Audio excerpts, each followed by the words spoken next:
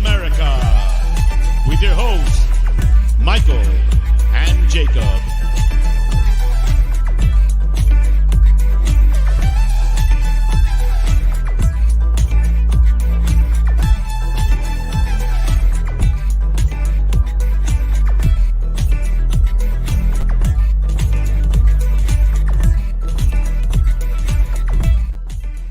Hey, yo, how are we doing? Welcome in. Happy Sunday, everybody.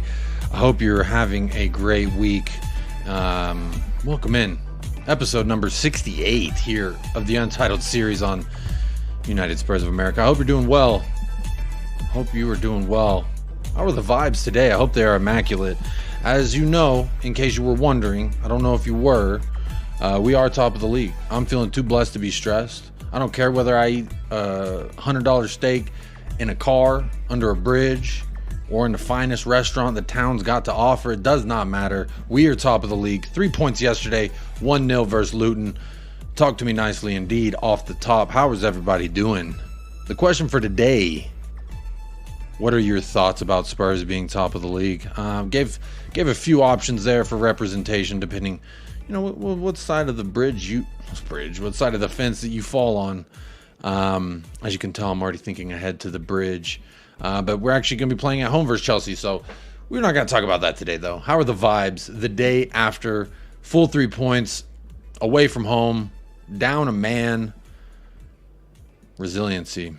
That's what I got to say. But how are we all doing? Big up everybody who's locking in right now, hitting up them likes, participating in the chat. Means a lot to me. And check out this shirt off the top. If y'all didn't know, this is a cool merch that one of the fans of the show, he sent me. And it's got all the USA supporters clubs on it. I will be putting the link. You know what? I already copy and pasted it. I was working on editing it. But there's the link to the man's Etsy account, West Coast Gagarel, with the sick merch. He's got this and a shirt and a hoodie. He's got shoes. Whatever you want, whatever you need, hit the man up. He's got what you want. Obviously, you got to boast the fact that Tottenham Hotspur are the biggest, I guess the most supporters club in America out of every single club. So take some pride in that, Tottenham Hotspur fans. But the question for today, what are your thoughts about Spurs being top of the league? Now, if you're here live, do participate in the poll. If you're here on replay, watching it back, I appreciate you. You're a GOAT. Go ahead and pat yourself on the back and then hit that like, hit the subscribe if you haven't already. I know you can't vote because you're watching on playback, but I will update you throughout the show where the poll is at in case you are interested in that. I'm kind of interested in nerdy stuff like that. So the question today, what are your thoughts about Spurs being top of the league? Right now, 41% says earn the top spot, get in Ainge. And honestly, I kind of feel that. That's a lot. That's kind of how I feel. But also second choice is how I'm feeling as well. It's just ha ha ha ha. We the best. I was going to do like DJ Khaled voice, like we the best. But you know what? Either way you wrap it up, we're top of the table. Maybe equal on points with some.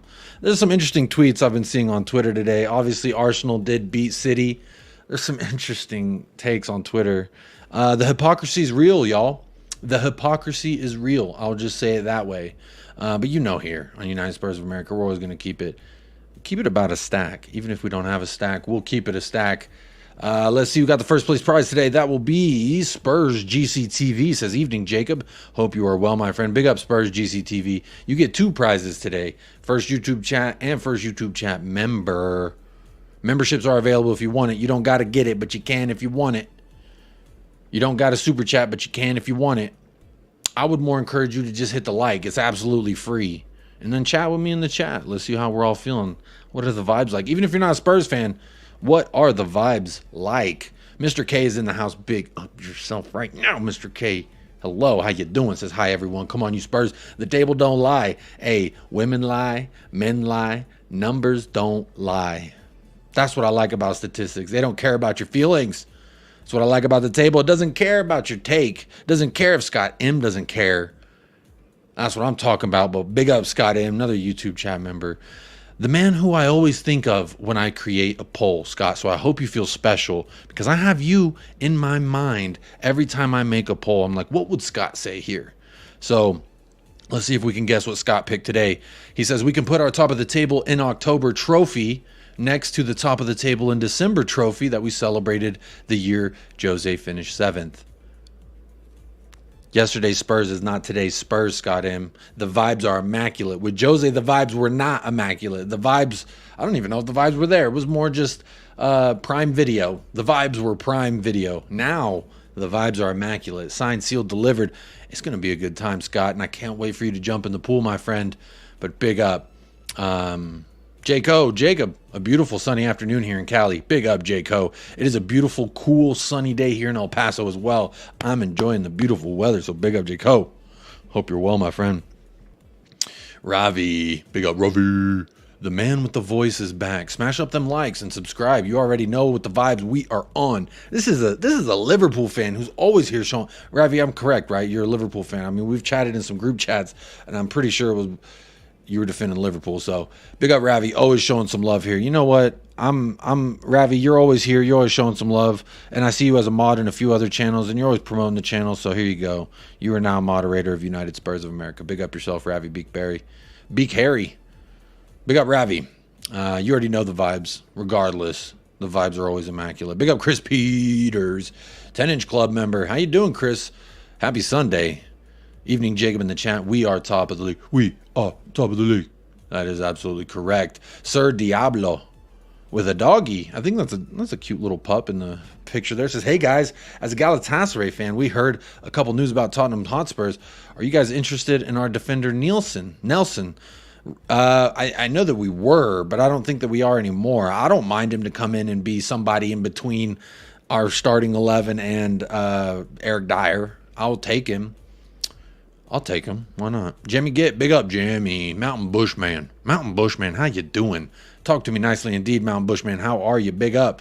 And good morning. It is Monday. You are starting the week out there in Australia. So anyone in Australia right now who's locked in, I want to say big up yourself right now. I hope you're living blessed. And I hope you have a great fucking Monday. Hope you go kick its ass right in the booty cheek. Talk to me. Chris Peters, dig the shirt. Yeah, it's pretty sick. It's got all the Supporters Club logos. Again, I was gifted it by West Coast Cockerel, and I'll put the link one more time in the chat if you need it. I'm going to pin it. I'm going to say USA Supporters Club merch. Boom. There it is. I told him I'd promote it. I told him, man, maybe we could get you some sales, my guy. Maybe we can get you some sales and get the numbers up for you. Because he sent this. He's a fan of the show. He knows that I run a supporters club here for El Paso. And he's just spreading the love. So big up to West Coast Cockerel every single time. Let me see. I'm going to try and go ahead and pin that comment to the top. But these damn emoji in my way. So somebody need to comment so I can keep it going. But I'll see it. James Paratrooper dropping in from the skies to say we are winning the league. Come on, you Spurs. Big up, James Paratrooper. Elvis G, another YouTube chat member, says evening all. We deserve to be top of the league. If you're asking whether we'll stay, well, then that's something else. Big up, Elvis. Hope you're got your blue suede shoes on and you're dancing to a nice tune. Again, there's the link. If you want to get this shirt from the man West Coast Cockerel, you can. The link is there in the chat. I'm going to pin it to the top of the chat. So I think it's like a shirt in this design, a hoodie. If you know Crackers from last Spur on the Word or whatever, Crackers, Richard Cracknell, I think he sent him a hoodie. The hoodies look nice. I got blessed with a t-shirt. And you know what? I'm actually grateful it's a t-shirt, not a hoodie, because I'm a sweaty motherfucker. And I think West Coast Cockerel knows that. So big up. Ravi says, I like how the Prem is not looking so certain at the moment. I do know that it's still early, but there's at least a few teams pushing. Look, I mean, we'll look at the table. We'll talk about the table in the top 4, top 5, and kind of where we're looking at. But again, we all know it's 8 matches in. Spurs fans are just having some fun. And you know what? I am not a wet blanket. If the blanket's wet for me, it's purely because of sweat and not because of any negative vibes. I hope you all know that. But let's not get ahead of ourselves. But hey, you know what? Today, there's a great book out there that's called The Power of Now. I can't think of the author at this moment, but it's a very famous book, and you might have seen it or heard it. It's called The Power of Now. I recommend that book to a lot of people who just, don't want to enjoy what they're seeing yet. Joe Hong, big up Jacob and Chewy. Big up everyone. Joe Hong, Chewy is here. He's tapped in. There he is, sleeping as you know, as he likes to do. Joe Hong, but big up 9 points ahead of Chelsea. Yeah, says Jamie, get big up. Also, what do you guys think about Manu G's match? Manu G's match? I don't know what that... Oh, the Man U and Galatasaray match? Get in, Sir Diablo. Big Dav, get in. Davinson Sanchez, 2 assists in the Champions League. I know he was at fault for at least one of those goals. Some people have said 2, but you know what? You live by the Dav, you die by the Dav. And on that day, Manchester United definitely got done in by the Davinson Sanchez. So big up, Big Dav, every single time. In a coma, another YouTube chat member says, morning, Jacob. I believe I just got a super chat. Jaco, how you doing? Kicking us off with the super chat, making me feel blessed on a Sunday. How are you doing, Jaco? $2 says, hope all our players come back healthy. You know, I didn't even want to start talking about the international break. You just super chatted, so I will talk about it. I had a couple things pulled up about it. I mean, we've talked about it extensively. Obviously, there's going to be 2 weeks, well, like 13 days of no Tottenham Hotspur football, and we're going to watch like Luxembourg versus whoever, Johnny Town. I don't know. I'm not really looking forward to it, y'all. There are some instances where I see this as like a good thing, because I see it as like, you know, United just got a come from behind win. They called it, they won it in Fergie time against Brentford. Look, I was hoping Brentford would win that. Chelsea, they went ahead. They're starting to build something. Maybe this is a good time to hit the hang on a minute. Arsenal, hang on a minute. Everybody just hang on. I think City's glad that there's a little bit of a break right now so they can get their bearings together. I don't like it. We're in a groove. We're feeling good, and I don't want to stop the vibes. Speaking of vibes, I see another super chat here. Second super chat. Elvis G, bless me. Elvis G, you're double dipping, my friend. And I'm not talking queso or salsa. Keep those vibes immaculate with the 5-pound dono. Elvis, if I didn't have my blue suede shoes on before, metaphorically speaking, I definitely have them on right now. So big up indeed. Let me see where I was at in the chat. But big up, Elvis G. You know the vibes say immaculate. I'm celebrating 3 points. Look, our team went down a man, a crucial man. Basuma's not just a man. He is like the dude. Ange Postecoglou went and swapped some things around. And, you know, we'll talk about the substitutions in more detail as the show goes on. But honestly, off the jump, for me, bringing Pierre-Emile Højbjerg in, subbing Richarlison off when we're down a man, I think that really shored up our shape. Shored up our shape. And you know what? I'm really not upset with what Ainge did. I know some people, when you see some of the substitutions, like when we took Son and Madison off, people say, oh, that's all of our creativity down the drain. But you know what? Sometimes all you need is just to hold on. And you know what? Hey, I gotta say this first and foremost too as well. While I'm keeping the vibes immaculate, shout out Kulusevski. I think he was absolutely instrumental in securing those 3 points. Now, this is a guy, again, if you've been a frequent flyer here of United Spurs of America, you know how I feel about Kulusevski. You know where my mind's at with Kulusevski. But the man helped secure the bag. Can't be mad at him. I know SofaScore wasn't too nice to him, but hey, there's a lot of comps coming out today for the work that he put in yesterday. And honestly, I watched the game back last night. Well, I watched the first half yesterday, and then I watched the second half today. I like to do that, especially for the matches here in America when they kick off at 5:30 a.m. My footballing brain is not really like clicking. I'm just more vibing and watching and seeing what happens. So I like to watch it before I talk about it to really say like how I feel about different things. But man, Kulusevski keep mudding me because I liked it. Now get them goals and assists, baby. Spurs GCTV says, vibes are so positive, Jacob, basking in the sun at the top of the league. But you know full well one day it may well rain. I will just wear a coat and wait till the sun comes out again. Come on, you Spurs. Spurs GCTV, what I will say about this is enjoy it. Why can't we enjoy it? Arsenal are enjoying a 1-0 win off a deflected goal versus City. I mean, they should enjoy it. They won. They got 3 points on what people are saying is the eventual champions of the Premier League. That's why I celebrated getting a point away at the Emirates, because I felt like these guys are allegedly challengers. We went to their home, took a shit in their toilet, and didn't flush. And look at us now. We got a point. And they didn't even play that good versus us. I thought we dominated them. So, you know, there's a lot to be positive about as a Spurs fan right now. There's a lot to get ahead of ourselves right now as a Spurs fan. But I want to say, for me personally, the vibes are immaculate. I'm enjoying the shit out of this. Keep it going. Dyer on the bench. I'm not happy. Yep, I don't like him on the bench. Not one bit. Like James Brown, Spurs paid the cost to be the boss. Hey, I like that. That's a great... Bringing up James Brown quotes. Come on. Big up Steady as Shark is in the house as well. Sai Danza. How are you doing? When are we linking up, bro? You're always online, but you're not... Maybe you're asleep because it says you're in career mode menus. I don't mean to put your business out there like that, but let's play some pro clubs. Anyone on PS4? So I figured out... Well, I didn't figure out. We figured out if you have a PS5, you have to have the PS4 version for us to play. But if you have a PS4 or the older gen, then we could all play. And I'm trying to run pro clubs up. I need content for the channel, and I'm thinking about streaming pro clubs here on United Spurs of America as opposed to Jacob TV. I was gonna do it on Jacob TV and just do all the side stuff there, but you know, I need some content for the channel, and maybe some pro clubs stomping some motherfuckers online would be fun. We'll see. We'll see how it pans out. Alan Bennett, big up Alan Bennett, says, question, Jacob, are you putting respect on Coolest Sexy Name yet? We'll talk about it. I'm going to star it because, as you know, the rules around here, Alan Bennett, you put a Q in front of your comment. I'll see it, I'll star it, and I'll bring it up at a later junction. So I will star it. I will talk about it. But if you want to get a super chat in, obviously I'll bring it up straight away. But if you want to do the free thing, this is free. Again, hit the like, it's free. Participate in the poll, it's free. And then do this, and I'll treat it like a super chat, quote unquote, you know, like a super chat. So I'll star it, I'll save it. You could also do what Ravi did here, said question. So I'm going to star that too. Neither Gooners or City didn't impress me today, says Jacob. Yeah, sometimes when you have two equally strength, like Rams, and they just hit each other in the fucking heads, they just, you know, sometimes it's a little bit of that, a little bit of that, and you know what, at the end of the day, they both look like we could get at them. I'll just put it that way. Big up Mile High Hotspur in the house. How you doing?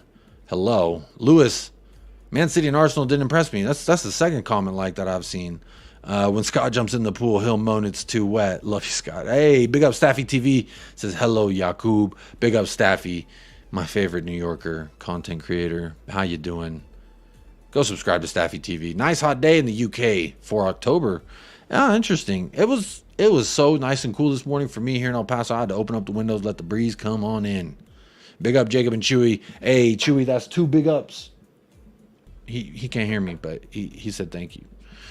Jacob, just for a moment, forget Ainge. What has this group of players showing you so far in the near future? This group of young players has shown me that they'll rally around a message they can all get behind, a style, an ethos, a philosophy that they can all get behind. And you know what? That's talking to me nicely every single time. I already told Jacob I won't jump in the pool because I can't swim. Hey, man, I'll teach you to swim. We'll get you some arm floaties. You'll have a good time at the barbecue of Ainge Postacoglu. I'll tell you that much. Big up, Ravi. And there again is the link. If you want to get this shirt, you want to get it in a hoodie, the same idea in a hoodie, you can go to there, order it. Chris Peters says, saw the high tops. Yeah, there's some high tops out there. I don't know how he did this or who he did this with, but it's absolutely cool. So if you're into it, the link is pinned to the top of the chat, y'all.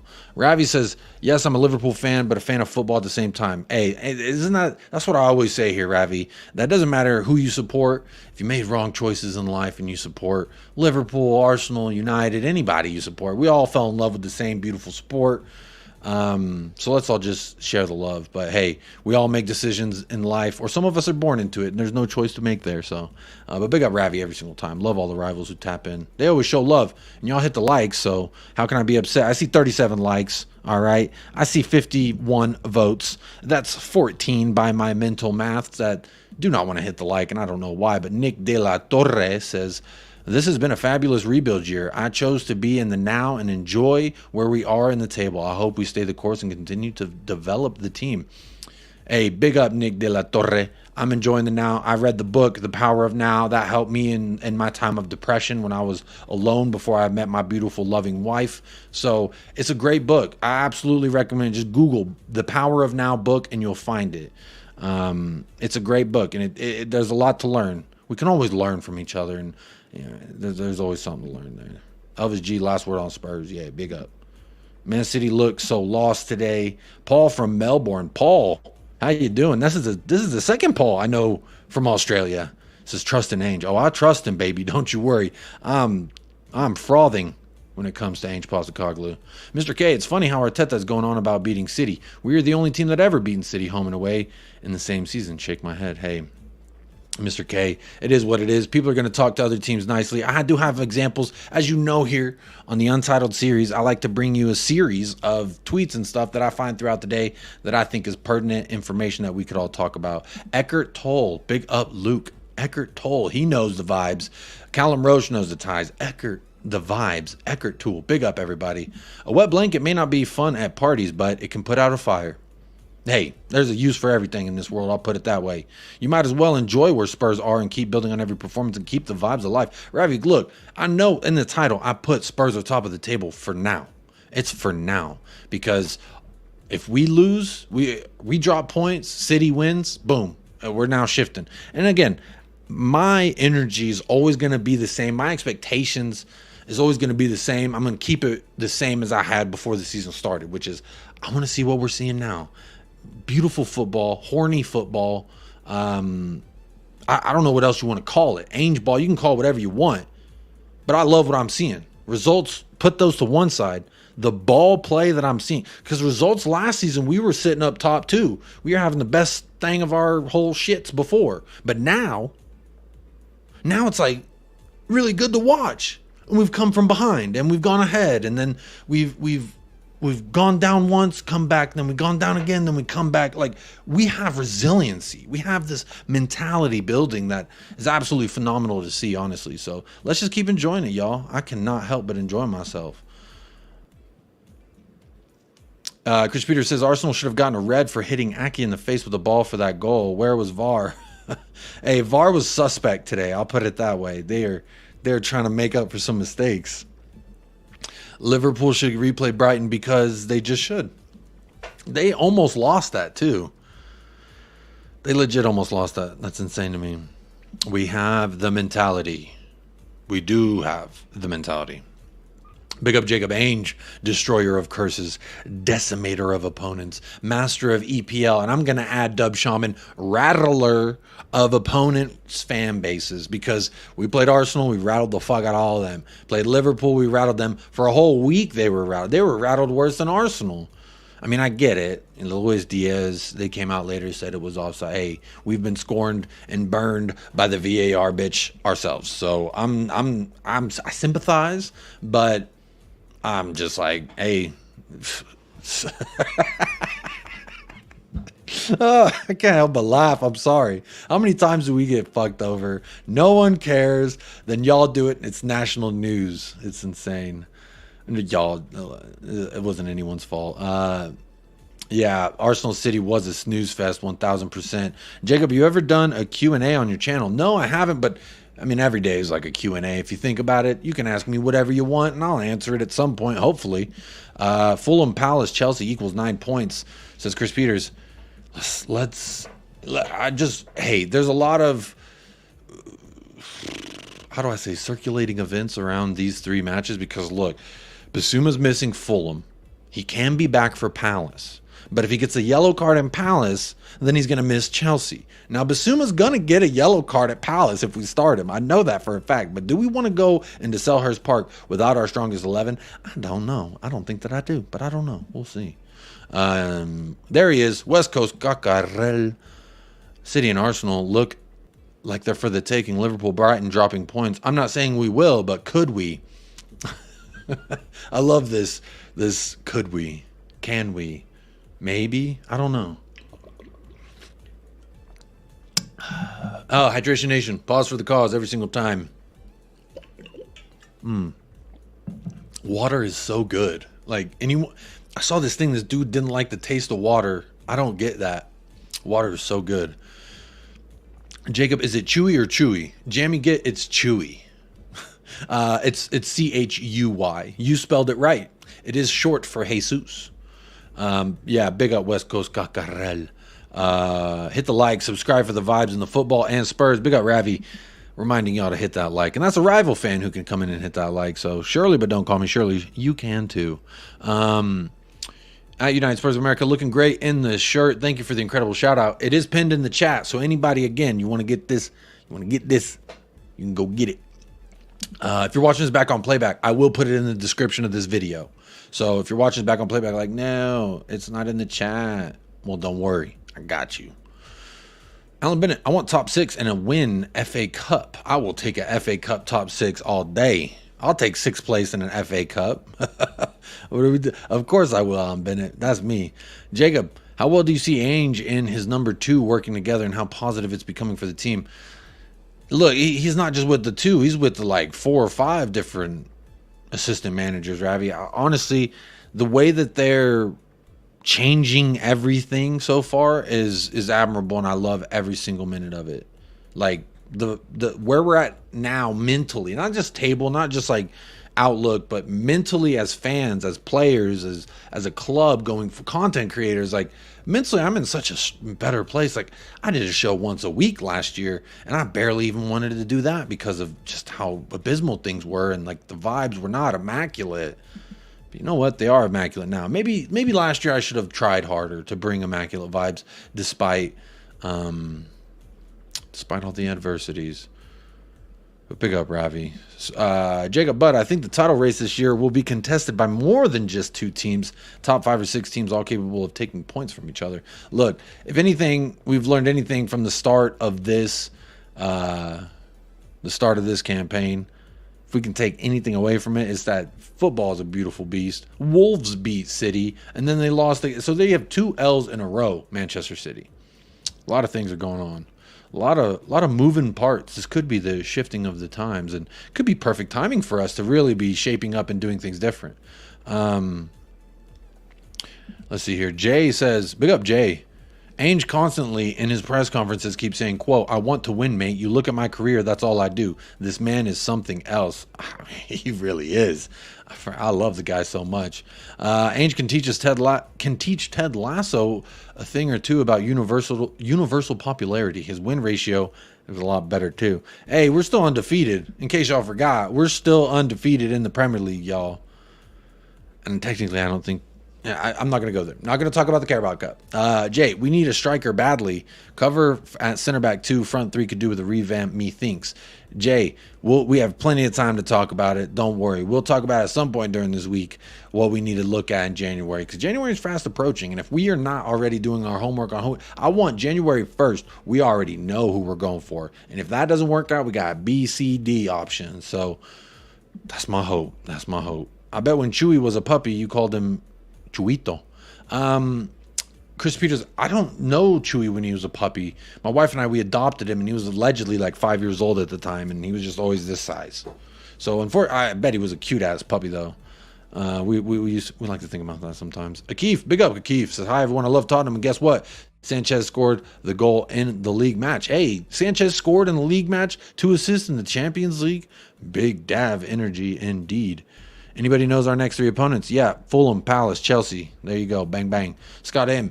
Unless we have less than a 0 chance of... LOL. We have a less than 0 chance of winning the league. And not much better of a chance for top 4. Scott M. What I will say about this is, you were wrong, my friend. Statistically speaking, there was something that they put up on Sky Sports or something called it Hotspur, and it showed that like teams that have started with the same amount of points in these amount of matches as we have, that I think it was like 90% of them went on to get top 4. So top 4 is a very large possibility. I'll put it that way.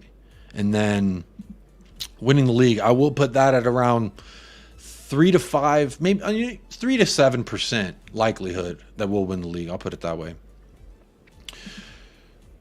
Big up Cal L Agent, member for 1 month, says this 11 out of 10 stuff really part of the schedule now. This 11 out of 10. Cal, I'm sorry, I don't understand what this means. I'm really sorry. I don't know what this means. What's part of the schedule now? 11-10. Maybe I can't read that right. I don't know.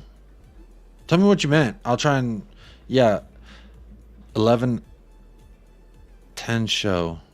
Oh, the show is the show's an 11 out of 10? Is that you're complimenting the show? Is that what you're doing? Because if you are, Thank you. You're very much talking to me nicely. And you know what? You don't have to, but I encourage it, and you are. So thank you so much, big up Cal, for being a member for a whole month.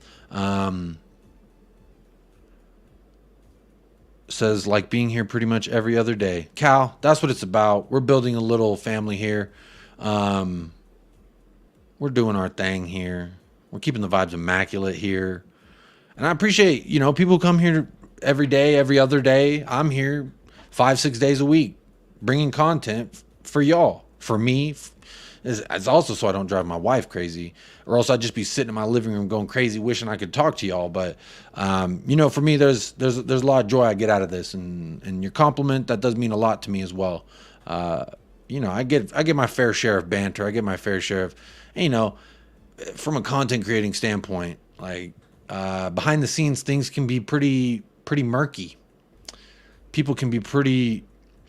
People are a lot different behind the scenes than they are in front of the camera. But what I'll tell you here is I'm always going to be the same in front of the camera as I am on the phone, as I am off the camera, as I am in any other scenario. I'm always be the same. Anyone who knows me, like, as a person, they know that I'm, like, my friends that I went to high school with who tune into the show sometimes, they don't say, like, oh, you put on this persona, you're just different. Bro, I keep it 100. I'm not going to come here and put this front on and be like, yeah, no, I'm not that kind of guy. I'm not going to be one of those phonies as well that's like, oh, this is, you know, I'm trying to say something without trying to say it, basically. But I'll tell you, this is a unique channel. I'm a unique person, and I feel that wholeheartedly, and anyone who watches this channel could probably attest to that. Anytime I feature on other channels, they just don't quite get a guest like me. I'm not saying I'm better or worse than anybody or the next guy. I'm just saying I am me. I will be me. I'm genuine. I'm authentic. Some people don't like it.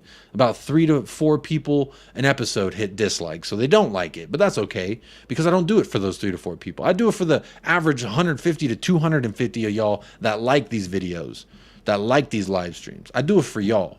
I do it for the YouTube chat members. And again, I do it for myself because I get a lot of pleasure and fun. Like, this is fun for me. If it wasn't fun for me, I wouldn't do it. Chewy just comes in here to sleep, so he's kind of a freeloader, but we're not going to talk about that. But again, I enjoy everyone being here, Cal, and thank you so much for the compliment. It does mean a lot. Ridwan is in the house. Ridwan Olasupo. Yo, Jacob, kind of dozing here, about to sleep. Thanks for sharing the love, man. Just hit the like button as always, bro. Come on, you Spurs. See, this is what I'm talking about. It's Ridwan that I do it for. It's Alan Bennett. It's J. Coes. It's even Scott M. It's Caption Grandma. It's everybody that comes in, shows the love, hits the like. That's what I do it for. I don't do it for the 4 or 5 people who hit the dislike. I ain't with that disliking. Big up Caption Grandma's in the house. Bless Chewy. Oh, bless Chewy. Yep, we did pick him up from a shelter. He's pretty weird and traumatized, but you know what? We love him all the same. Question: Jacob, Chewy, a chocolate Labrador? I have 2 most beautiful dogs in the world. He is a mix between a Labrador and a pit, and he's chocolate. Yes, so he's like a chocolate lab pit mix. El Tel Cocarel. Evening, Jacob. Say we are top of the league. We are top of the league. Be loud, be proud. To dare is to do. To dare is to dream. Let's get behind Ange and the boys. Big up, Jose. Hope you're keeping well. Love seeing you over there at Colin's show, Talking Ball. Go subscribe to Talking Ball. I think he just hit 300 subs today. Big up. This is Sparta. I always got to do that for 300 subs. Funny story, Gerard Butler, he slept with one of my wife's friends in college. So isn't that fun? She even showed a picture and everything. So Gerard Butler, you dog. I was very distracted. I don't know why I distracted myself like that. I like that. I just checked to see if we had a game on October 11th and then November 10th. Yeah, I was a little bit confused. I don't know if that was a date or if they were telling me, like, rating the show. I don't know what that was, but pick up. I figured it out. Cannot imagine you being different, Jacob. David, bro, I cannot. Like, I did take theater in high school, but I'll tell you what, I wasn't that good of an actor. I was never the main character in any play. Like Annie Jr., I was President Roosevelt. I was the voice of the big plant in the Little Shop of Horrors, or whatever that one's called. Did a few plays in high school, so there you go. Big up, Jose. Absolutely. Swim Master says, YouTube chat member Swim Master, the master of swimming. Your shows are enjoyable, informative, and thought-provoking, so it's a good show. That's why we come back, and now I'm going to hit the like. There we go, Swim Master. I got the like secured from you. And that means a lot to me. 55 of y'all have hit that like. Big up every single time. Look at that. The ratio's even lower now. There's 65 votes and 55 likes. There's only 10 of y'all that don't want to grab the free beer. That's a little bit better than it was before. Zapur says, big up Zapur. I feel shameless today. I picked the first option. Hey, be shameless. That's why I put it there as the first option. 26% agree with you as well, saying, ha ha ha. Oh, we're the best. And suck my dick. And I don't really mean that like literally. I just mean it like, like, you know, if you play Call of Duty, you play FIFA or anything online, you talk shit. That's just how it goes. But be shameless, man. Enjoy it. Why the hell not? Why the hell not? This time last year, or even last year when we had just played United, Arsenal, Liverpool. Those are 3 matches we didn't get the same results in. So, hey, I am flying high. If you're new around here and like what you see in here, hit the likes and subscribe. It's free, man, like Morgan Freeman. I like that, Rabbit. That's a good one. It's free, like Morgan Freeman. It's free, man, like Morgan. International matches incoming. Come on, boring. Yeah, bro, super boring. I'm not looking forward to that. Bro, how do you judge Veli's performance on Saturday?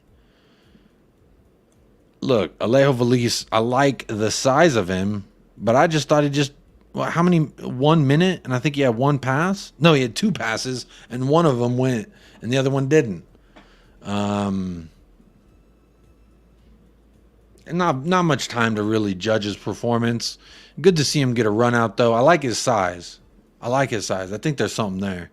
Faisal, big up Faisal, says, I hope fans would not losing their head when we lose some point, because it feels like this season every teams can lose points because gaps in top half sides have been diminishing, even City.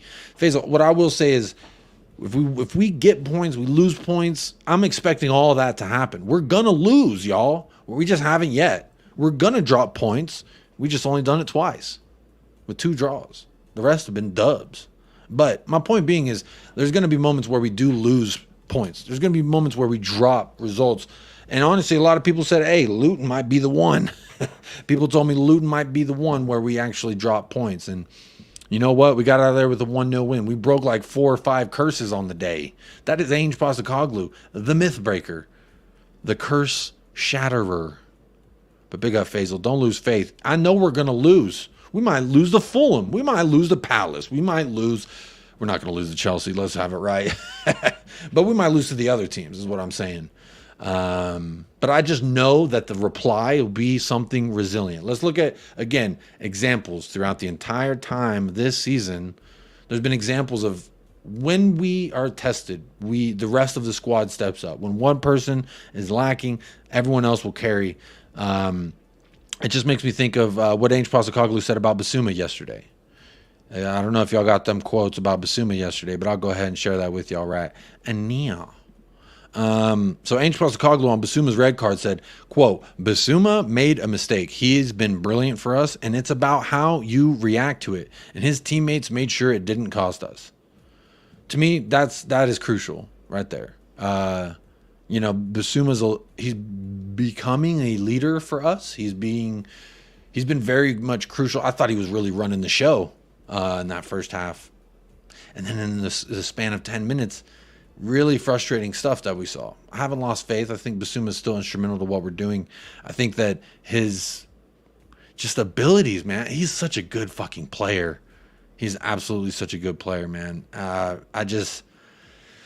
Very frustrated. It was stupid. He earned it. I can't sit here and laugh at Jota for picking up 2 stupid yellows and then not keep that same energy when our player picks up 2 stupid yellows. The first yellow was stupid. He earned it, but he's stupid for doing it. The second one, what? Bro, the ref was 5 feet away, and there's about 10 cameras fixed on you throughout the entire match, especially if you have the ball. Diving, to me, inexcusable. I hate that shit.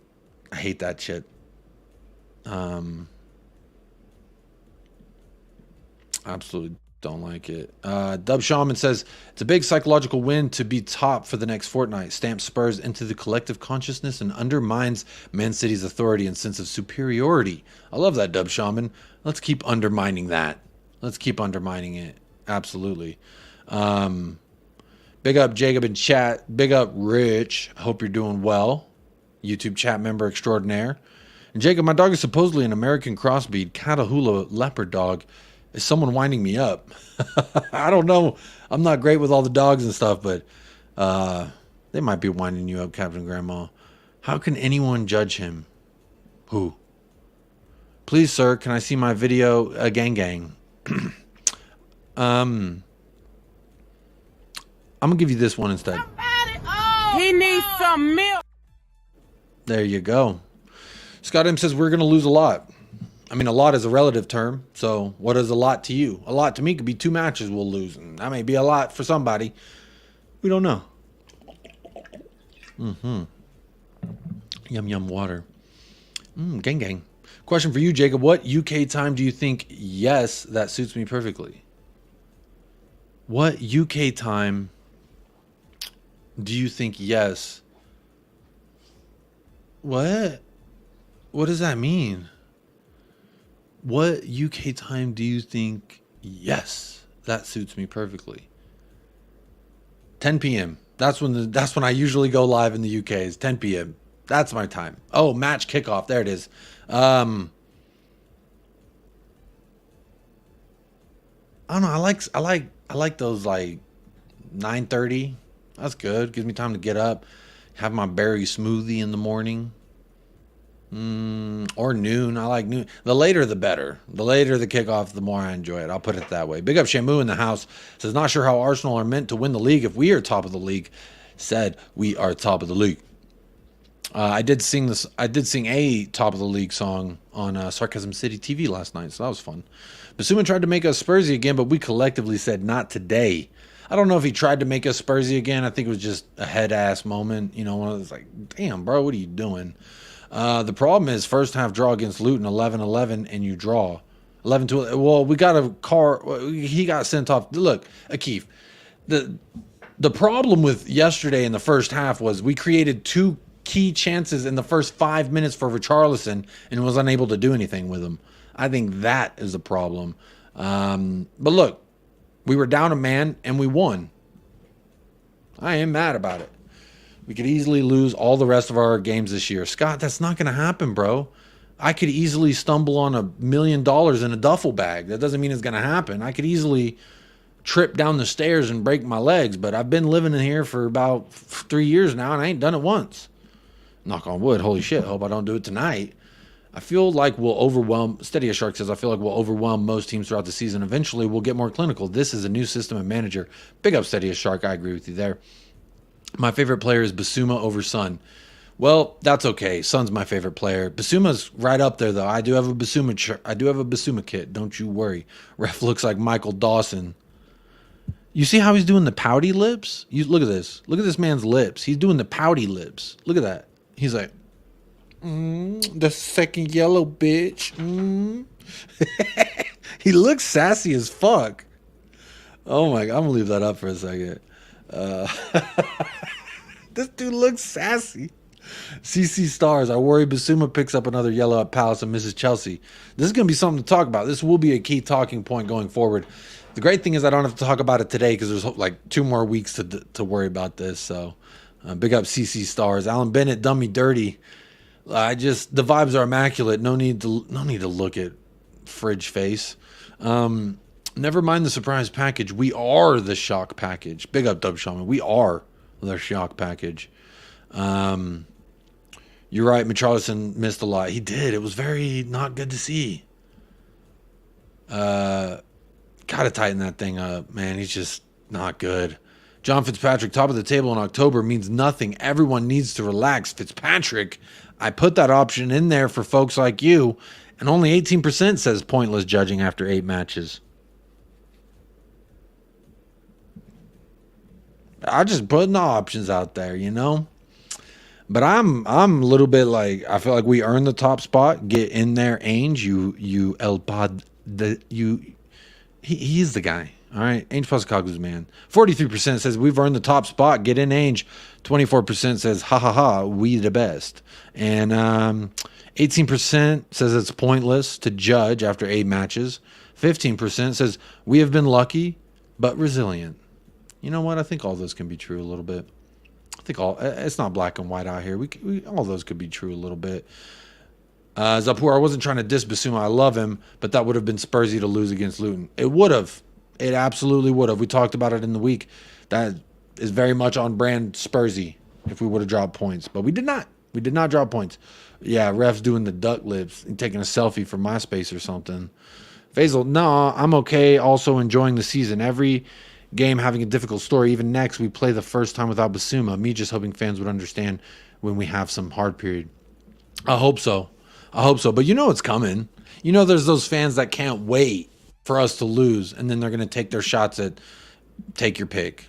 There's all type of fans waiting. They're just waiting for the bad news. You know what? Good news, bad news, I'm going to be right here. Porro and Sonny missed too. Pedro Porro had 2 misses. Pedro Porro had 2 misses. They were like this close. Like, they were so close. When was the Sonny miss? I remember Sonny getting blocked down. But I don't remember him missing. Was it the one? I think he sent one over the bar. Maybe I'm thinking that. How is Gift Orban doing? Still worth picking up to bench Richie. He scored today. He didn't start, but he scored today. He's been kind of silent. I think it was his first gift. What I think my hypothesis, Shamu, is we agreed to personal terms with Gift Orban. So mentally he was like, great, I'm going to the Premier League. And then it fell through and it never happened. And now think about it. You're like, if you come from like a small town in America and you're like, I want to make it one day in Hollywood, I'm going to be a big superstar. And then you get a call from a director and he's like, yo, I'm going to give you your first chance in the big leagues. Come on over. And then you agree. It's like, let me just talk to your agent. And then you talk to the agent. So your agent fumbled it. The club being the agent here in this scenario. But I'm just saying, like, mentally that would fuck with you. It definitely will mess with your mental ability because... you had your mindset coming. We agreed to terms with Gift Orban. We agreed to terms. I did a whole fucking video about it. It's not fake news that we agreed to terms with him. We just couldn't agree with the club. So, he's probably a little bummed out. Probably wishes he's probably watching what we're doing, and he's like, damn, I want a piece of that. I want my feet in that pool. That's just my hypothesis anyway. West Coast Cockerel. We need to remember top 6 would still be a success this season, and if Ainge gets top 4, it should be considered a huge success. Look, I said from the beginning, before we kicked the ball and the season started, my prediction was we could get 7th with this squad. So we get 6th. That's still an upgrade on what I originally predicted. Richie's first miss was inexcusable, and I hope that he learns to use his head for balls at that height from now on. The other chances weren't too different to other players' chances. Fair enough, Steady Shark. That might be a little bit more balanced. Again, I'm just seeing it as 2 chances that we put on a plate in the first 5 minutes, and he couldn't finish either. That's just not good. Spurs going to win it all, says Ryan Gloria. Big up. Big up, Ryan Gloria. Appreciate you being here. The Travella was unlucky. The Travella. Good evening, Wilton. How you doing? Big up, Wilton McDonald. The haters are on the march already. I'm sure they're waiting, bro. Richie missing the goal is now turning into a meme. Bruh. It's not even a funny one either. It's just that old worn-out meme that we're all tired of seeing. Sonny had a weak shot that the keeper handled easily. Okay, I must have forgotten about that. I don't remember that one, but no, weak shot. Got to do better. And he's barely 100% too, if I'm not mistaken. I think Ainge could replace Richie, says Rich. He might do. The closest misses was Richarlison's. Those are the 2 that stood out to me. And maybe it's because it's just extra highlighted because it's like this guy is not doing it for me. I don't know. Yago Santiago looks good. Need to hold on to that kid. He does look good. I hope some of these kids do get a little bit of a run here. Look, I am excited at what we're seeing from these kids. Anyone who subscribes to Spurs Play, tomorrow there is a match, League Cup, I think the U18 League Cup. I watch every single academy match because for years before I even started a channel, I was upset. You have the Nani Maduekes, the Marcus Edwards, these talented players, Dylan Markanday leave, and then they go elsewhere. And it's just, to me, I was always like, why don't we try to use some of these people instead of going and buying shit players? Because it's like you go buy shit or you grow shit. Either way, it's the same fucking product. But my point being is, like, I complained about no pathway, no ethos, no philosophy. There wasn't a philosophy that the first team does that trickles down and all the other teams do. We're starting that. Anyone who watches the academy, the foundations of us playing the same style throughout academy to first team is happening. The foundations are being laid down.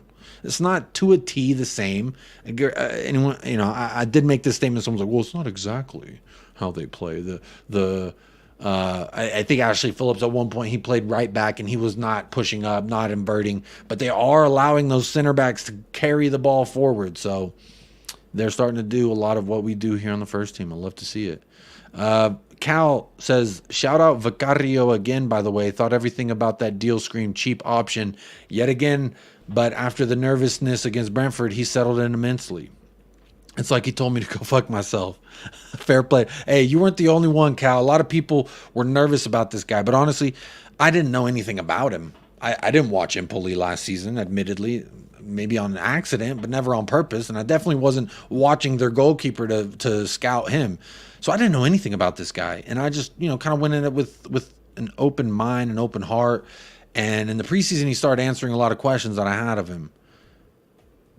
And then he's just gotten better and better and better. And, I mean, Liverpool, double save. Very nice. He's a bright young kid. I think it's because he's not that young. He's like 26. But I love the guy. I am not going to lie. Akeef, Luton missed in the second half too. Yep, shout out Elijah Adebayo. He did miss that. He should have scored that. Thoughts on the way Spurs scored versus Luton? Ravi, what I will say about the way that we scored versus Luton is...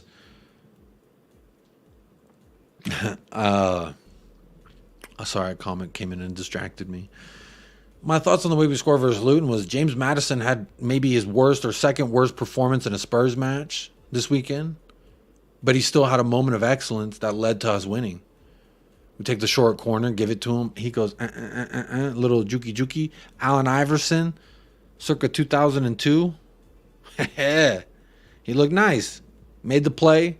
Van de Veen with the finish.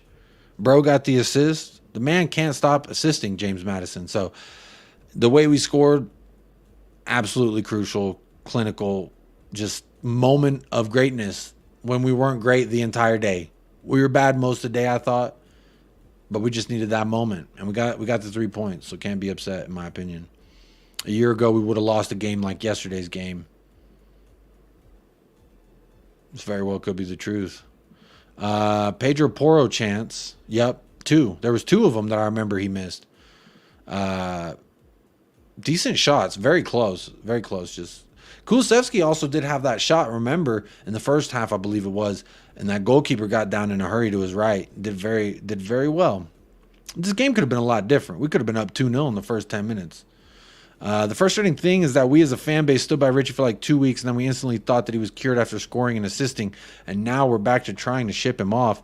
Look, I'm not trying to ship him off yet, but like at some point, the slack on the leash has got to run out, right? We can't just hope and hold his hand like yo, it's cool when you take your kid to kindergarten, first grade, maybe even second grade, third grade. They want you to like walk them in and be there and like feel safe and shit. But like no parent walks their kid into high school to make sure they're okay. No parent walks their kid into college to make sure. You might move your kid out there to make sure they move in all right, but you ain't walking their hand to class. You ain't. This is the thing, Richarlison, you're a grown-ass man. You old enough to get your body all tattooed. As my mother would say when I started to get tattoos, if you're old enough to get your body all tatted up, you're old enough to take care of your damn self. Maybe cold hard. I started getting tattoos and smoking and get my ears pierced, and I was 18, and my mom said, get the fuck out of this house. You're going to be doing all that. You old enough to ink up your body forever? You're old enough to take care of yourself. So Richarlison, bro, you got to take care of yourself. I can't just baby you. We can't baby you as a fan base and hope you come good. It's been a year and a half, bro, and I've seen 2 good games. One was in the Champions League. I've seen 1 good Premier League game. Maybe 2. Maybe 2. Maybe 2. Whoa. My chat just messed up. Where was I? Hang on a second. Jayco, please click the like, everyone. Please do. We got about 100 of y'all in the house. We're on 68 likes. How many votes in the poll? 83 votes. We got like 20 of y'all that didn't want to hit the like, and I don't know why, but hey, you know what? I don't I don't tell you have to do anything here. I don't say you have to. I always encourage you to. So whether you do or you don't, that is solely up to you, my guy or my girl. Real quick, I got this starred. Spurs are currently top of the Premier League. We are currently top of the U21 League. And we are currently top of the U18 League. Good time to be Tottenham Hotspur grounds, I would say, because the winning mentality is flowing. Absolutely flowing. Got some really cool quotes here from Papa Matisar I might come back to in a minute, but I do want to talk about the man, my man of the match. Well, I give him man of the match for the goal, but my BD ego of the match goes to Romero. I thought Romero was so fucking good. Even Tottenham Hotspur tweeted, maybe Messi was right about Christian Romero, the greatest defender on the world. I'm just saying, I don't know more ball than Lionel Messi. How can I say that Messi's wrong? Please click the like button from Jacob. I like that. Cal, their keeper. Yep, he did make a world-class save. Ridwan, bro, I'm going, bro. Dreaming of winning the Premier League tonight. Big up, Jacob. Keep liking, sharing the love, bro. Hey, good night. Sleep well. Hope you are good and you wake up feeling refreshed, energized, and blessed, my friend. So good night to any of you who do have to go sleepy time now, because it is Monday coming up very shortly and a lot of people got to go to work early in the morning. So big up yourself. If you're here for a long time, short time, hit that like or don't. It's up to you. But this quote here from Mickey Van de Veen says, incredible. An incredible match. We showed great mentality as a team. I am delighted to score my first goal. The team is really, really happy for me. It was funny because when we came to the stadium on the bus, Sonny turned to me and said, you will score your first goal today. We are like a family as a team. Look at this guy. I love that quote. Sonny in the bus on the way to Luton said, you're going to score today, and he did, and he won it for us. Come on. 8 goal scorers in 8 matches. Bro. We're scoring from all over the place, and Scott M's telling me we could lose at any moment, or we could lose all the rest of our matches when we're top of the league because we've scored more goals than the next best team, who's in second place. And we've got 8 different goal scorers. We're not individual brilliance. We are a team built on brilliant players. Well, a couple brilliant players, and then a couple players who are showing that they're brilliant. Hey, it's just, how can you be upset? Mickey Van de Veen, take a bow. Whenever you say Cal, I think you're saying Cal. We got Callum Roche. I'll always say Callum Roche. I won't just call you Cal. Steady as Shark says, Porro has been incredible. I really feel bad for Emerson because he started off great too and ended up benched. Look, he's not as good as Pedro Porro. Pedro Porro has steadily increased every match. Offensively, defensively, he's answering all the questions that people have been asking. Long may continue. He's got, I'm saying, a world-class long pass. It's so fucking nice. Some of those assists, some of those chances he creates with that passing, absolutely phenomenal to see. I love his passion, Pedro Porro. I love the energy from Pedro Porro. It's absolutely lovely to see. We just hit over an hour. We've been streaming over an hour.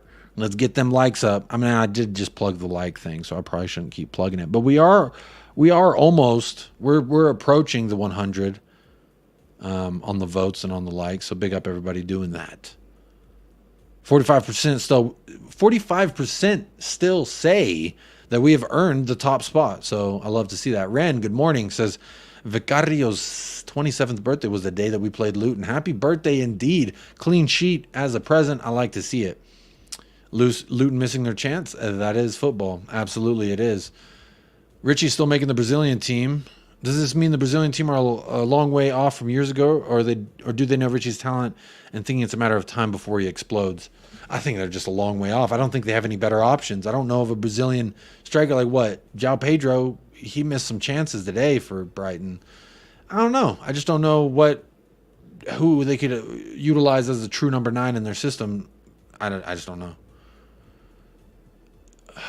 Scott says, Vicario showing why he was cheap, good enough for now, but when we are competing for nothing, but clearly need better. I disagree, Scott. I think he's shown the shot-stopping ability, the ability to play with the ball at his feet, the comfortability to play with the ball at his feet while they're pressing us, to pass it whenever he's in danger. I couldn't disagree more with this statement, Scott M. I think the reason he was cheap, he wasn't even that cheap. Think about it. We spent more on him than Arsenal spent on David Raya. Are Spurs showing they can switch things up when things are not going so well in games? That's exactly what we did. That's exactly what we've done time and time again. So long may it continue. I predicted 5-1 to Tottenham, but didn't know the Basuma's red card. I predicted 4-1 to Tottenham. And look how wrong I was. Hey, Luca, what's going on? Luca 14 in the house says, hello, Jacob, and the panel. There is no panel. Well, I mean, I guess Chewy. You hear that, Chewy? That's big up for you as well. I hope we wrapped up matters in tinfoil every game until he gets back. Man, wouldn't that be nice? Wouldn't that be nice? You know, didn't think we were gonna have a panel, but we might have a special guest popping up.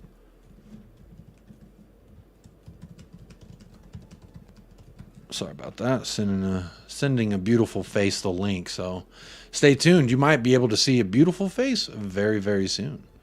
Luton Dan, how you doing? Spurs fan from Luton. Hi, Jacob. Hope you're well. I'm tuning in for comedy night again with this feel good stream. Big up, Luton Dan. Hey, the vibes are always immaculate here. I don't know if the Kuva. Damn it!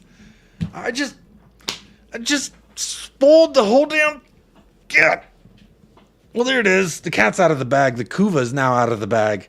I was trying to say something like about the channel, and I said the Kuva. And Kuva, how you doing, buddy? I'm doing well. We're top of the league. How can I not be well? This is just this is fun stuff. We're just well ahead of schedule. Playing well in the games. Other games where we're not playing well, we're still finding a way to win. Everything's good. Everything's good. Yeah. People are looking at trying to find ways to criticize us or find negatives, but there just aren't any at the moment for me. I'm glad you're talking about Romero a few minutes ago. I spotted that. I think what I really liked about the performance is Basuma was being sort of marked out of it. I think Luton did a smart thing and put a player on him all the time. It was frustrating him. I think that was partly to what got him sent off was that frustration. What I did like then is we adapted Romero and Van de Ven as well, taking it in turns to just cruise up the pitch with the ball, basically doing what Basuma was doing. And we look good for it. We've got a couple of very good footballing centre-backs now. And Van de Ven with the pace added to it as well. I think they're doing everything we would need from them. It is basically we've got finally got our replacements for Toby and Jan. It's they're doing that well at the moment. People saying about we were lucky Luton didn't put away their chances. I look at it the other way round. They're lucky we didn't put away our chances in the first 20 minutes. We could have been 4-0 up at that point. The game would have been over. So everything's going right. You can't score the goals all the time, but the chances were flowing. We created plenty enough to win that game, and we did win it. So I think we deserved it. There was no luck involved there. Yeah. Defended well when we had to. We just had the quality. And as you said, with Maddison, he can have a quiet game, but he comes up with the goods when you need him. That was a superb bit of skill to create the goal. And so nice to see Mickey Van de Ven just get on the score sheet as well. Like I said, eight different players scoring this season. It's really nice. That is a good vibe about the team. Mm-hmm. You know you're doing well when the goals are coming from all over the place. It doesn't put all the pressure on one player to score the goals. In spite of that, though, Sonny's been banging them in for fun too. There's just literally nothing I'm concerned about at the moment, because this is the start. This is the start of that long road and I can already see 2-3 years down into the future. I see where we're going with stuff. Last season, there was no sense of direction whatsoever. It was just all hope and nothing else. I see purpose. I see things changing behind the scenes now.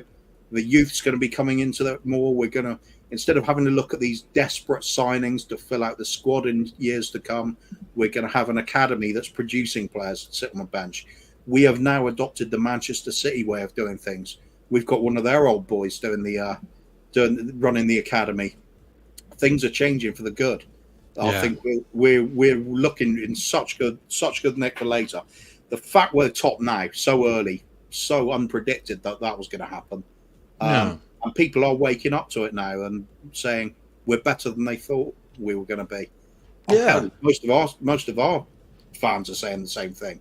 And it's just feel good times, mate. Feel good times. Yeah, absolutely. How can you go with a grumpy face at the moment? We're top of the league.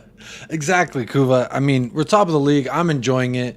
I said that it doesn't matter where I'm eating a $100 steak, if I'm in my car in a to-go box or I'm in the nicest restaurant in town. Really doesn't bother me because at the end of the day, I'm still eating the finest steak money can buy. So to me, that's what 3 points tastes like. Doesn't matter if it's 1-0 away from home, down a man, 1-0 versus recently promoted side. To me, that's all irrelevant because the numbers are going to say in 3 years' time that we are undefeated 8 games in so far. And while it is 8 games, I just feel like, why can't we enjoy this? Everyone's allowed to enjoy their wins, but us. You know, it's just like, I understand the sentiment of like, let's not get ahead of ourselves because we always do this, right? We get excited about something and then it all comes crumbling down. But my point in like getting excited about this is not something we've ever seen, in my opinion. This isn't when we were doing well under Jose or Mourinho or Conte. This is different. This is different for me. And so I just think that it's...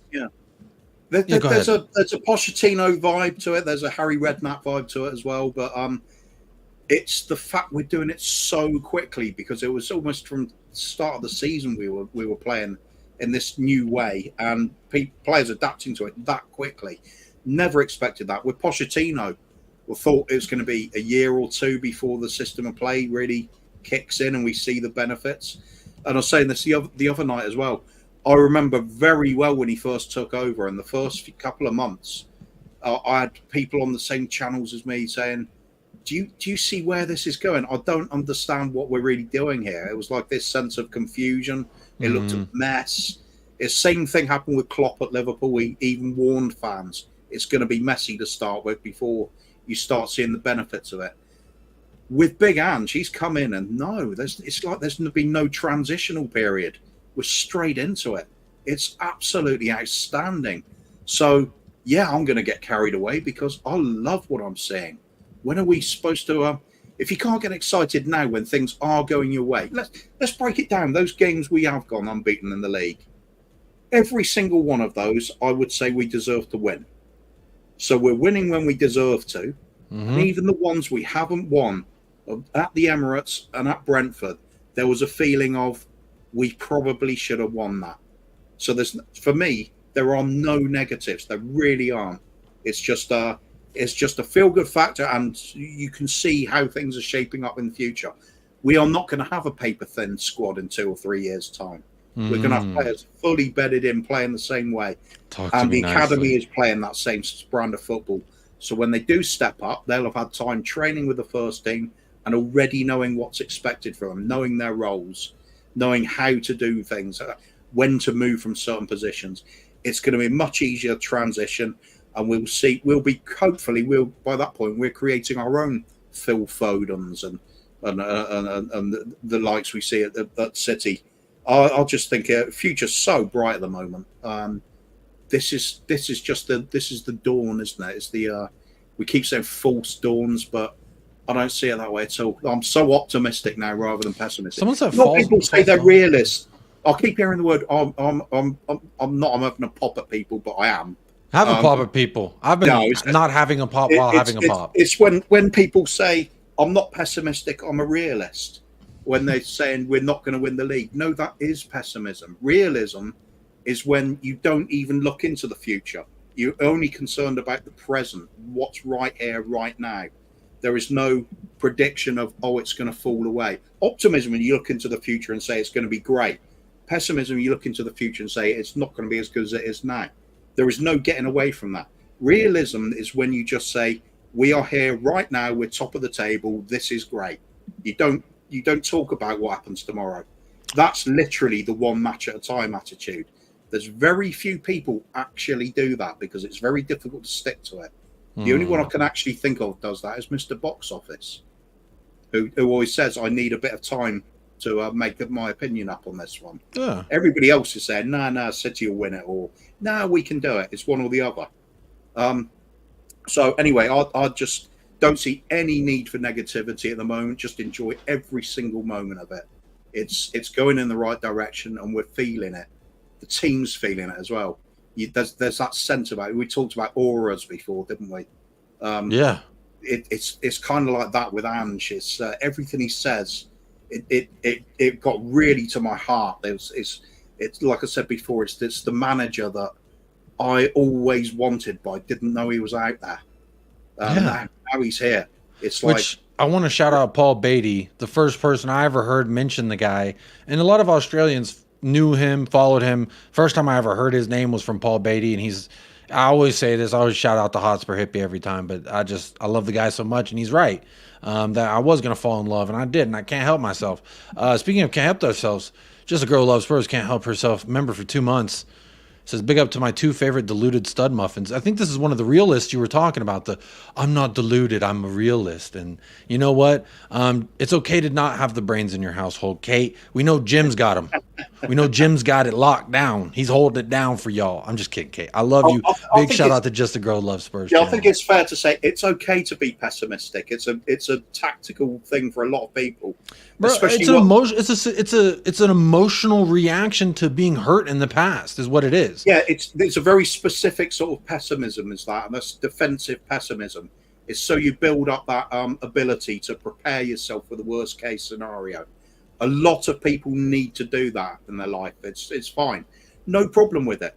The only problem I ever have with it is if they're trying to throw a bucket of cold water onto my optimism and say they're being a realist. They're not. They are being a pessimist. They just don't like to be told that. You know what? Exactly. But what I'll say is you can call yourself whatever you want to call yourself. I just hope you're okay and you feel a little happiness inside because, you know, it's okay. Bro, we've all been scorned by a friend, by a lover, etc. And at some point you have to say, I'm ready to fall in love again and believe that there's someone out there who won't do what's been done to me before, right? Or else what's the point of going on and carrying on, in my opinion? So I see it like this.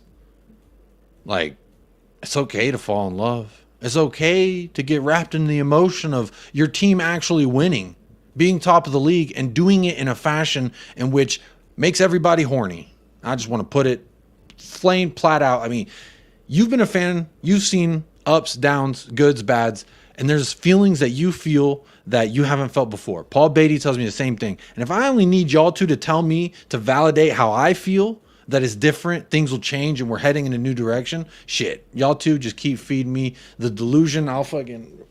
right there, just slap it in. I don't care. And if, you know what, if that makes me delusional, then it makes me delusional. I'll never get up here and say that I'm not biased for certain shit. Bro, I am a Tottenham Hotspur fan. Tottenham Hotspur is top of the league right now. Talk to me fucking nicely. I don't care how we got there. 10 men away from home versus Luton, and we still get them 3 points that kept us top of the league. Talk to me nicely. Joel Matip with a banger of a goal. Hey, you don't get that unless you're fucking driving it down their throat and they ain't got none left to do but gas for air. And guess what? And then you just scored a goal for us. Big up David Schlur. I see that you've gifted 5 United Spurs of America memberships. Luton Dan, welcome to the family by David, Phil P, Mark Cook, Rohan Kumar, and Ibarra. Y'all were all gifted United Spurs of America membership. David's a really generous member of the community. He's on a lot of channels, giving a lot of support to content creators. Big up David Schlur. Yeah, I appreciate that. David. Big fucking up, David, every single time. I hope you're having a great Sunday. Just want to run through some of the comments here. People showing some love for the Kuva. 100%. Everyone showing love for the Kuva. Luca meant panel. He said panel, and then we got one for you, Luca. There you go. He bigged up you before I even sent you the link, Kuva. He was big up in you. Yeah. Looking into the future, he's an optimist, isn't he? Big up Luton Dan, wants some Kate in here. Yeah, right. He's an optimist. I love showing the fact that everyone's showing some love here to Kuva.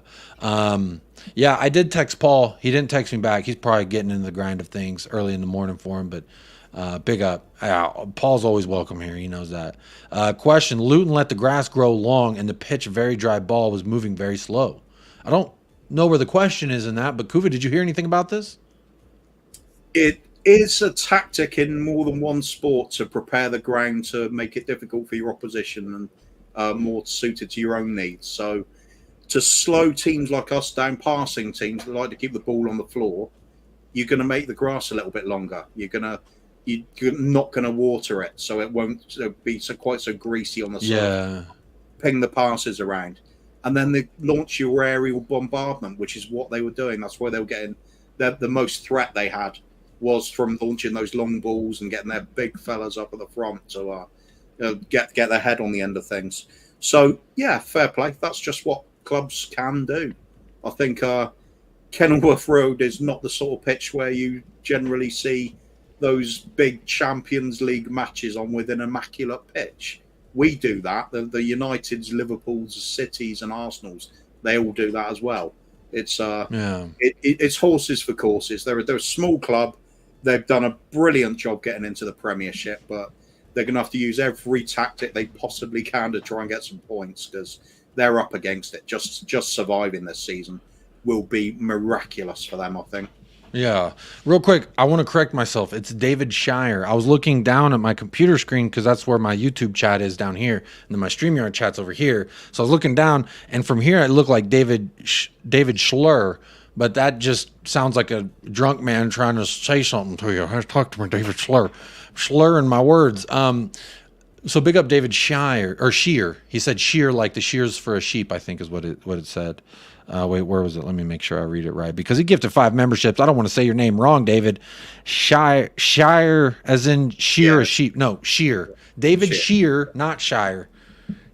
I'm telling you, Worcestershire, it fucked with me. Ever since then, I ain't been the same. But big up David again. I wonder if the surname's sort of Germanic origin, because then it will be Shear, and if it was E-I-R, then it would be Shire.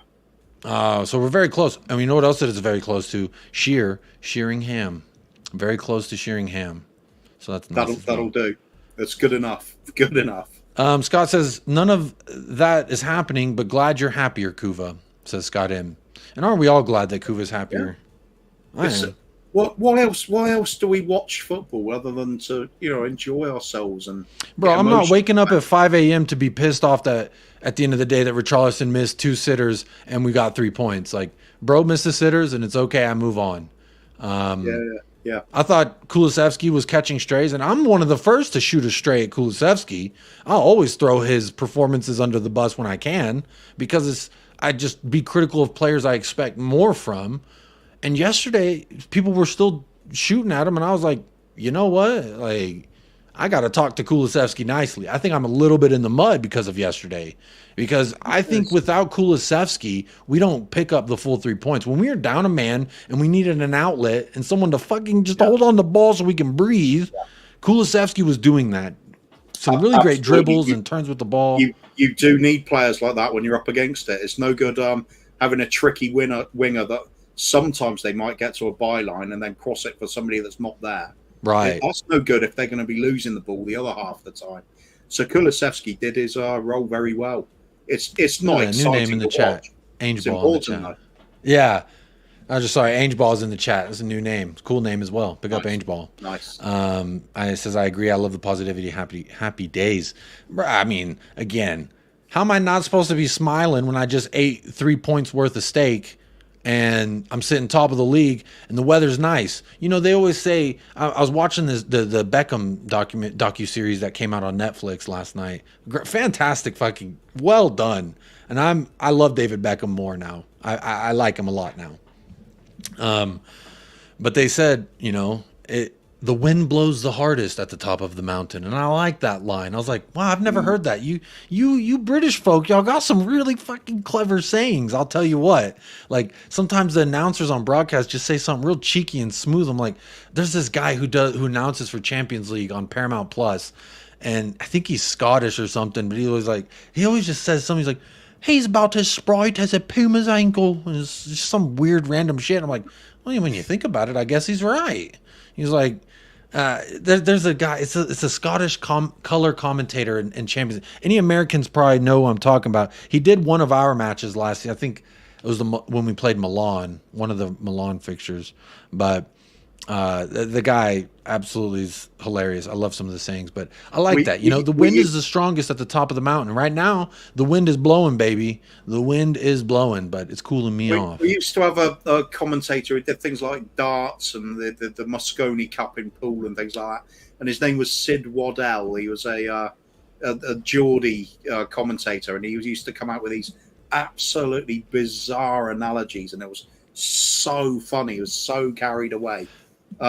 He got parodied all over the place because of it. Well, I think he passed away recently, tragically. But hey, rip. Yeah, I agree with you. You get a commentator that actually makes it a bit of fun. It really makes you prick your ears up and listening to what's happening on the TV, because he comes out with a few choice phrases. I love it. It's all part of the entertainment, isn't it? So you don't want to sit there bored with some droll, monotone commentator just saying what's happening. Just put a bit of flair into it. Same as anything. It's a sport. You got to enjoy it. Yeah, that's what I'm saying. When people are like, "Oh, you rate Adama Troy," no, I don't rate him. I just fucking like watching the guy. Alan St. Maximin. I don't think he's the best left winger in the history. I just love watching the fucker. It's just fun to watch. Like, that's just I am here like Spartacus. Wait, not Spartacus. What was the guy's name in Gladiator? Are you not entertained? Fucking Maximus, Gladimus. Yeah, Maximus. Oh God, what was it? No, not Maximus. Meridius Decimus or something Maximus like that. something. It's Maximus. God, I can't think of it. Maximus Meridius Decimus. That sounds about right. It's something close. That's close. But shout out Jim, just a guy who loves Spurs. Missed his super chat just about 6 minutes ago. But big up, hitting us with, what is this? The third super chat of the day. Got a couple membership chats as well. Love that. Says, we can win the league. Why not? We have Big Ainge. And you know, the question why not is infamous in every sport. Why not us? Why not? And shout out Michael, my boy Michael. It's his anniversary. Him and Annette, it's their anniversary today. So happy anniversary to the Ramirezes, the Ramirez household. They've just moved into a big fancy house, Cuva. They're celebrating, I think, their first wedding anniversary. He's living it up. And Spurs are top of the league. So, but he's heavy into the baseball right now because I guess it's the playoffs in the baseball. And he's always posting on his Instagram story like, why not us? And I'm more like, man, why aren't you talking about Spurs like that? But hey, I'm not gonna tell the guy what to post and what to watch. But and I think about that a lot. Like, why not us? And there's a few reasons I could think of that we're not built to go 38 matches yet. This squad can't. Injuries inevitably are gonna occur at some point, and we know this. But I just think, like, yo, come on, like, big shout out, 100 people in the chat. Big up every single one of you. We have 1 like until we hit 100 likes on the live stream, and that's absolutely phenomenal. 115 votes on the poll, 46%, damn near half of you says we've earned the spot. We've earned the top spot. Get the fuck in, Ainge. And then 20% in second place say, ha ha ha, we the best, suck my dick. And then 18%. That was my vote. Yeah, I mean, I was gonna, you know, there's these memes that come out that do the whole like, life was simpler when everyone was running around doing the suck it. You know what I'm talking about? Do you remember that? Yeah, when I was a kid, that was like the teacher said, "Do your homework, suck it." He just Gen X, wasn't it? The WWE effort. Yeah, it was because WWE. I think they made it huge. The world was simpler when everyone did the suck it. So I was gonna do ha ha ha, we the best, suck it. But then I was like, that may be too vulgar off top. But if I put SMD, you know what I mean. Absolutely. Yeah. Big up. Phil P's in the house as well. Woo! That's a late night. Big up, Phil P. Big up, Ian Ferguson as well. Enjoying the results and by no means wishing for hardship, but what are we going to look like when we do have a bad run? Long may the good times continue. Look, this is one of those bridges I'll cross when we get there. We have a tough run of it in November, December-ish before the new year. But you know what? Every test that this squad and Ainge Postecoglou has faced thus far, I've liked our chances in all those tests at this point. Liverpool, we deserved the win. Arsenal, we deserved the win. Luton, we may not have deserved that win, but we got it anyway. And I'm good with it. We did. We deserved it against. We dominated them in the first half. Before Basuma left, we were dominating them. If you really look at it, what were the sort of chances they did make? They had one really big chance, maybe two. We had 4 really big chances we should have scored. If you look at it in those terms, we deserved it because it doesn't matter how much of the ball extra they got. Before that beginning, the sort of first 10 minutes or so, we had like 95% of the ball. It was like we were just lining up shots constantly. Game should have been dead and buried. Nobody would even be having this conversation about it was a close game or we were lucky.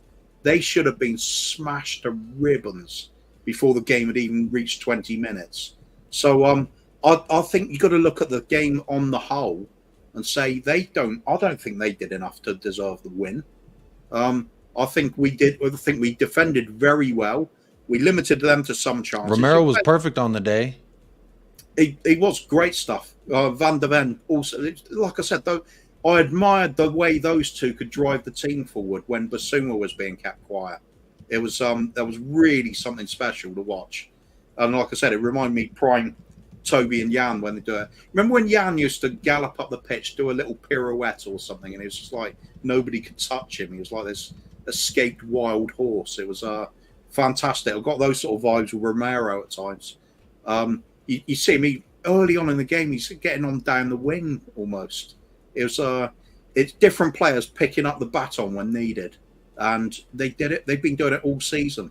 When Sonny's marked out of the game, can't get into the goal scoring position. Richie misses a few, so up pops one of your centre backs. He grabs the goal, and then you hang on to it. You treasure it. It's worth something. And the way we pulled together, I think, deserves a bit of credit. I don't look at it as being a lucky result. I'd say it's a really gutsy sort of rear guard defence, and then hanging on to what he got, and the fact we scored when we were down to 10 men as well. There's resilience and there's talent when needed. We've got a nice blend of players at the moment. It's just going to get better. I agree with you, bro. I mean, big up Ren as well.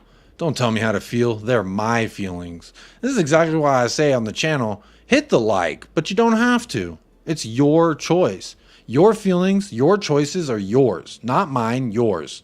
I'm not going to tell you what to do. Now I'll sit up here and tell you how I feel, and if that influences you, then I'm grateful for that, because people and their opinions can also help influence the way I think and view things. Like, like maybe.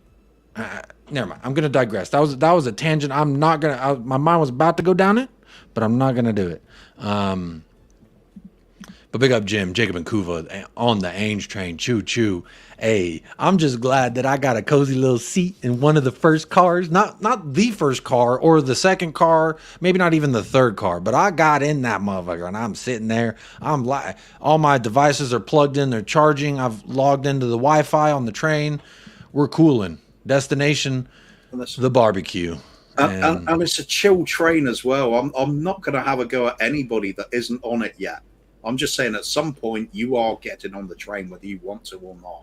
It's happening. I've always said there's train for everybody. Yes, and there even though the train has left the station, the docks are still there. Yeah, the train links, you can jump on one of them. Any of them. One of those mail bags that the train picks up without stopping. That'll do. You're getting on somewhere. Some point or another, you're getting on. And it's fine. Nobody's going to say back time or anything like that. Just enjoy it. Want every single Spurs fan be beaming with a smile come the end of the season, because we've had a great one and it's been a great ride. Then look forward to next season. Then those transfer windows in the summer, it's not a case of, oh my God, we need to replace Kane, or how are we going to get through this? We need so many players. It's more like, let's just get the right ones in here. Let's chill. We're going in the right direction. Just look for another Van der Ven. Look for another Udogie. You don't have to be going, oh, we must have a Guardiola. We must have a Bastoni. Clearly, we don't need to go those sort of prices.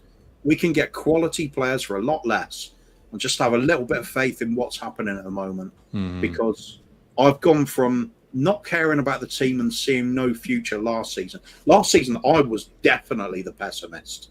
I saw no way we were doing anything. Ultimate pessimist at that point. I'm still cynical about the chairman. I still think he's got it in him to actually sabotage everything. But what I'm seeing this season, it's all positive. Things are happening at this club I've been asking for decades, literally decades. And now it's starting to come about. Now let's see where this goes. Yeah. Totally unrealistic with my optimism. Of course I am, but I'm loving that. But I have also got that sensible side of me that knows it's not going to happen overnight. I'm looking way down the line. I'm looking in the future. It's 2 or 3 years time. This is going to be banging out wins. Is just going to be the norm. We'll expect it week in, week out. That's when you get pressure. That's when you got to do it because everybody expects it. You know, Kuva, this just got me thinking. Like, the vibes around the club, right? It's like not get on the train or you miss the train. It's not this, that, and the other. It's not forgetting what has happened in the past while remaining delusional and optimistic about the future. For me, what it is like if you've been single a long time and maybe you're not in the best of shape, you're like, hey, I'm going to start going to the gym and I'm going to start getting out of the house more.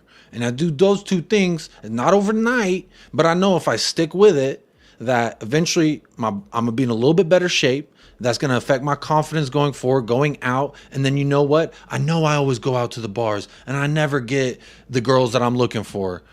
But that could change. And it may not be overnight. But you have to believe and have the confidence in yourself that you can go out there and pull whatever baddie you want. If I went on the first day with my wife and I was like, damn, she's out of my league. Like, oh, since she's out of my league. And anytime a smart, more beautiful person than me meets me, they always leave me. And like, I felt that for weeks while we were dating because I was like, she's going to leave me at some point. Surely she's going to realize what I'm all about and be like, fuck this guy. But she never did. And the thing was, like, if I went into it like, you're going to leave me at some point, she'd be like, this fucking loser. Why can't you?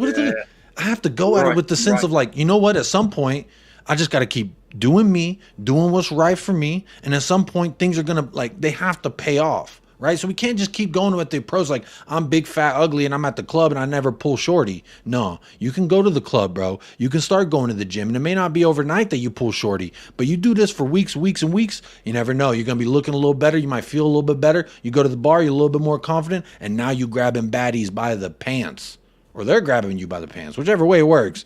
I agree, Jacob. You're preaching that. It's the Ange train isn't about the destination. The Ange train isn't about what's happening along the journey.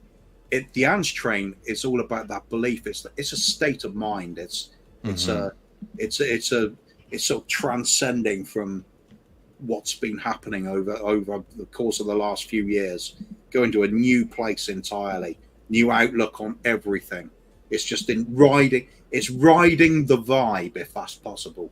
It's going that place that you never thought possible and just letting it wash over you, just believe in it. People say, use phrases like, oh, it's a cult following and things.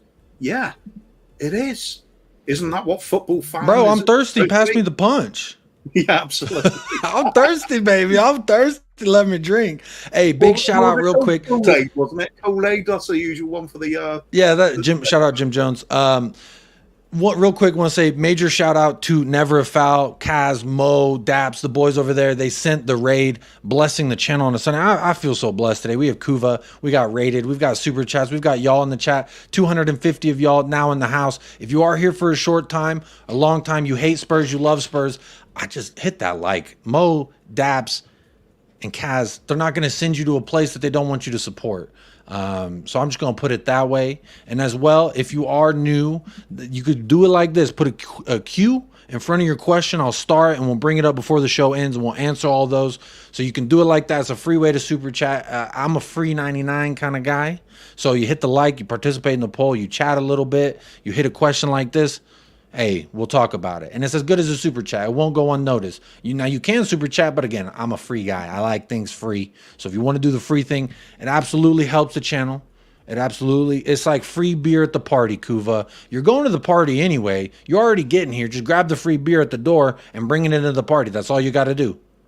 That's all. It costs you nothing. Just being polite, isn't it?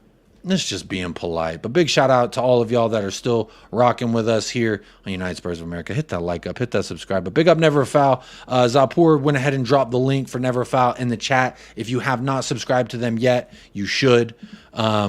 Great channel over there. They discuss all Big Six stuff. And big shout out to the 2 new subscribers. 2 of y'all so far have subscribed to the channel. So thank you so much and welcome to the family. Mark Cook says, I'm a pessimist because 23 years of Levy has made me that way. And this is exactly what we were talking about, Kuva. This is a defense mechanism. You've been beaten, bruised, and battered for years by this regime, but not by the team. So my thought is, while the regime may be what it is, the guy at the top of that has come out and said, I was wrong. Came out and said, I'm wrong. Got it wrong. That appointment was wrong. The next one was wrong. And the following one was wrong. Maybe shouldn't have even sacked Pochettino. He admitted 4 faults within the span of like 5 minutes. And again, I'm not trying to big up the bald man. I'm just saying, I know he's a narcissist prick. He's all these things we want to say, right? And we want more from him. We want change. But why can't this be the beginning of change? Selling a $5 billion corporation doesn't happen overnight.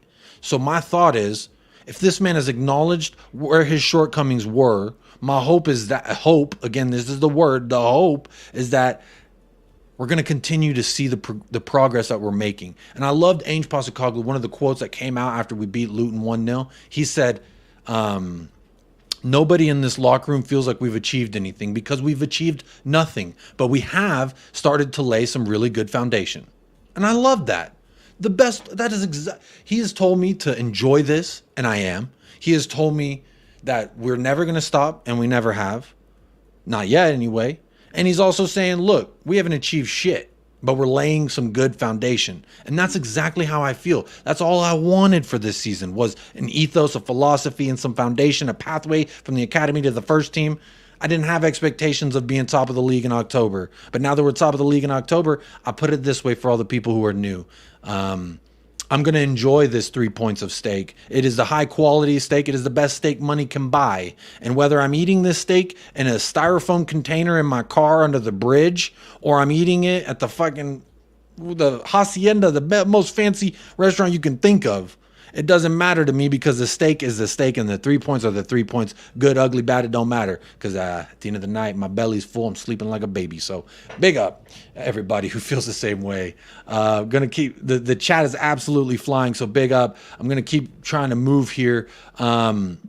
Scott M says, why lie about things that happen? That drives me nuts. If you want to be deluded, do it. But don't pretend we have played well, that Ainge has done well, and that we are moving in the right direction. Scott, I'm not pretending, and I don't feel like I'm being deluded about what I say when I look at how we've been so far. So Scott, I don't think I'm lying about things. I'm not lying when I say we're undefeated in the Premier League. I'm not lying when I say we went to the Emirates and got a point away from home. I'm not lying when I say that we got 3 points versus Liverpool. I think we played well versus Arsenal. I think we dominated. We deserved 3 points versus Arsenal. I think the results and the performances, like, I can't help but be positive about it. And I think Ainge has done well. The league agrees with it, with that sentiment. They gave him a damn award, and he's nominated for the next one. I'm just saying, like, it's not just me. It's not just you. It's not just... There's a lot of people that aren't Spurs fans saying it as well. Are they all wrong? I don't think so. I mean, the thing is, like, I think we could be. How can it be a lie to say we're moving in the right direction? That's subjective. You can't say somebody's lying when it's an opinion. Yeah, like, I like Adama Traore run down the wing. Oh, he's shit. You're wrong. He may well be. I just like watching him run down the wing. Yeah. Don't be mad at me. Just like people, I was in a couple chats earlier today, and a few people were mad at me. They were like, "You bastard! You know you didn't deserve this and that and the other." And I'm like, "Bro, Joel Matip, shout him out. He had a banger. Thank you." I don't know what you want me to say. I don't know why it's my fault that we're top of the league. It's not my fault. You mad at me that we're getting all these results? Hey, don't be mad at me. That's all I'm trying to say. But big up Phil Coys says, big up Jacob and Kuva, the driver of the Ainge Express. I think Paul Beatty is a driver of the Ainge Express. Kuva, you could be up there too. I'm not going to sit up here and be like, I'm a driver of the Ainge train. I was one of the first Spurs fans to mention Ainge Postecoglou. Bro, I keep it genuine. Paul Beatty was the first person who ever mentioned his name that I heard. And I was still like, I don't know who he is, but I'll watch that Scottish Cup final that he did right before we hired him. We were heavily linked and allegedly going to sign him after that. So I was like, cool, I'll watch that match. But again, that was the first match of his I ever intentionally watched. So I'm not going to sit here and say I'm driving the Ainge Express. I'm just fortunate, blessed, and lucky enough to have a fucking seat. Absolutely. Whoever's driving it doesn't matter to me. I don't care who wants the credit for driving it. I'll be happy to be in the engine part with Paul Beatty and take it in terms to shovel some coal in there and have a few beers on the way. It doesn't matter. It's all good. It's all good. Big up Totspurs, YouTube chat member in the house.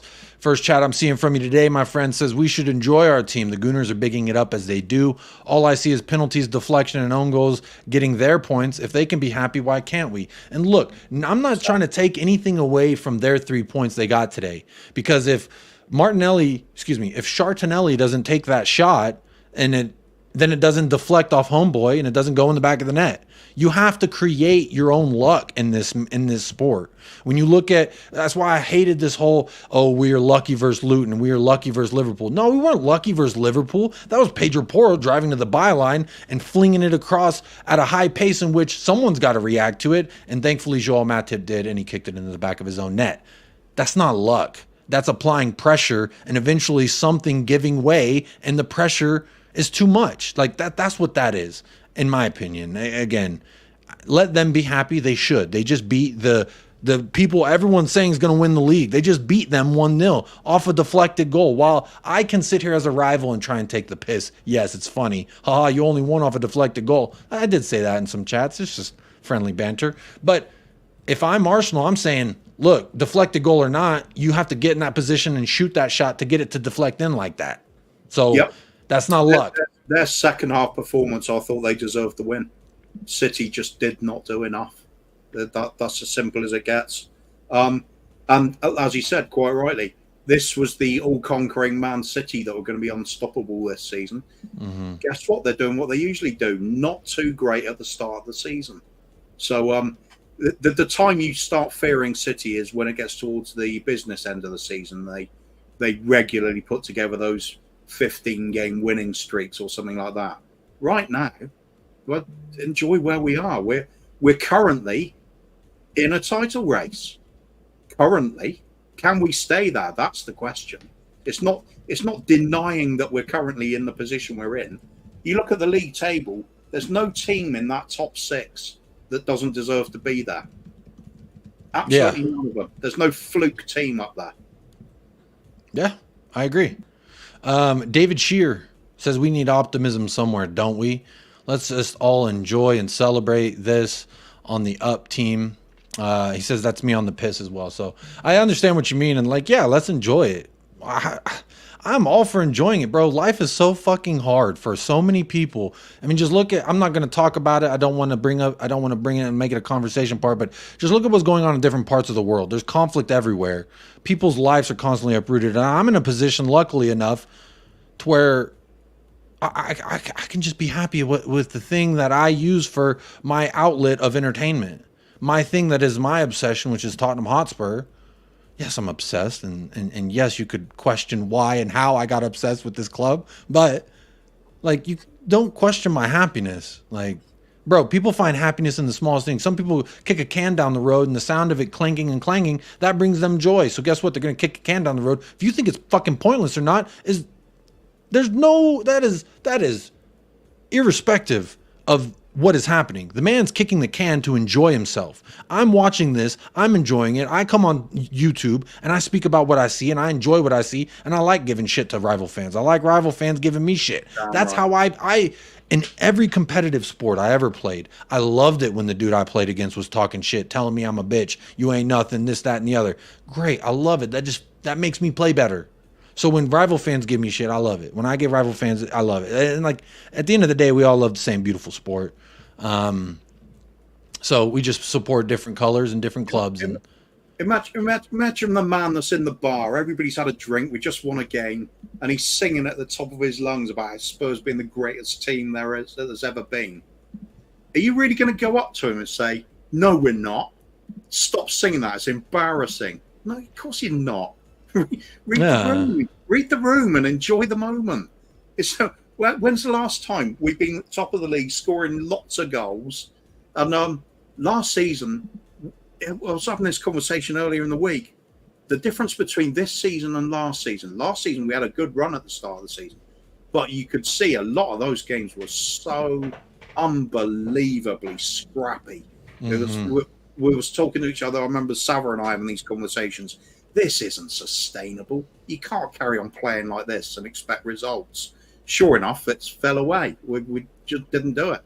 This season, I'm seeing the way we're playing. I'm thinking, this is the infancy of the way we're playing under Ange. So the fact that we were already managing this after that huge turnaround and the crap we were playing from last season, the fact we're doing this, going this far already, is insanely good. It's so fills you with so much confidence, so much hope for the future. Of course I'm going to get carried away. Of course I'm going to be optimistic. I just can't look at it and say, this is what we did last season. This is nothing like what we did last season. Nothing like it. There's a completely different aura about the club, and people are noticing it. The fact I go from not even wanting to watch the team last season to I can't get enough of it and predicting 7-3s all the time. I'm loving every moment of it. Marcus Aurelius, the gladiator's name, Russell Crowe. No, Marcus Aurelius was the emperor, wasn't he? Was that Joaquin Phoenix? Joaquin Phoenix? No, that was that was Marcus Aurelius, Richard Harris, the elderly emperor. Oh, I thought Marcus Aurelius. I don't know. No, I'm going to watch that movie tonight. Was it Commodus? Was Joaquin Phoenix? Men thinking about the Roman Empire again. Here we go. J. Co says, Jacob and Kuva, what to do with all this positivity? Fucking, you know what? Drink it, eat it, sit on it, wash in it. Yeah, do whatever you want. Yeah, bathe in it. it. Yeah, bathe in it. That's what we want to do. Big up Nita in the house as well. Big up Chris Peter says, all this Roman talk reminds me of Life of Brian. Romains und Domus. Life of Brian, what is that? Is that a movie? It's a Monty Python movie. It's okay. Famous. Yeah, it's really, really funny. NFL at the Spurs ground today. My son went and said it was great. I looked. There was a shit ton of Bills Mafia that went to London for this. It looked like legitimately the stadium to me looked like a typical NFL stadium attendance at an NFL match. And you know what? That Jaguars owner, I know he wants to be the London Jaguars so bad. He's been trying for so long.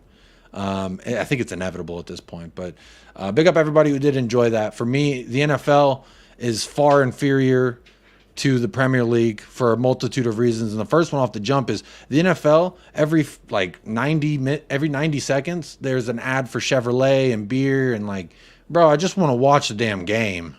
I just want to watch the game. And one of my favorite things about the sport is you get 45 minutes uninterrupted game. No other sport gives you that. Well, you used to. No, it's a VAR. How long before they an advert break on VAR decisions? That's true. Wait, say that again? How long before they start doing advert breaks over VAR decisions? Or VAR brought to you by Progressive. Yeah. Here's the Heineken VAR timeout. I'm genuinely surprised they haven't already been doing it. You know, I really think that would get a lot of fans to be pissed off because they hate how Americanized it's becoming, and the American owners, a lot of UK people hate Americans. And when I go on big channels where there's thousands of people watching at a time, I say something that someone doesn't agree with, stick to baseball, go back to America, get this fucking yank off my screen. People don't want to hear things from an American. So I think if we did a Heineken VAR, I mean, I would hate it because that's part of the thing that I love about this sport is no ads. No ads. Big up Zapor. We could be the real Invincibles, says Luton Dan. What do you think about that, Kuva? Can we be the real Invincibles? Until we're beaten, why not? You've got to go out with that kind of attitude. If you're a player and a manager, you've got to go out with that mindset. You're looking to win every game, as far as I'm concerned.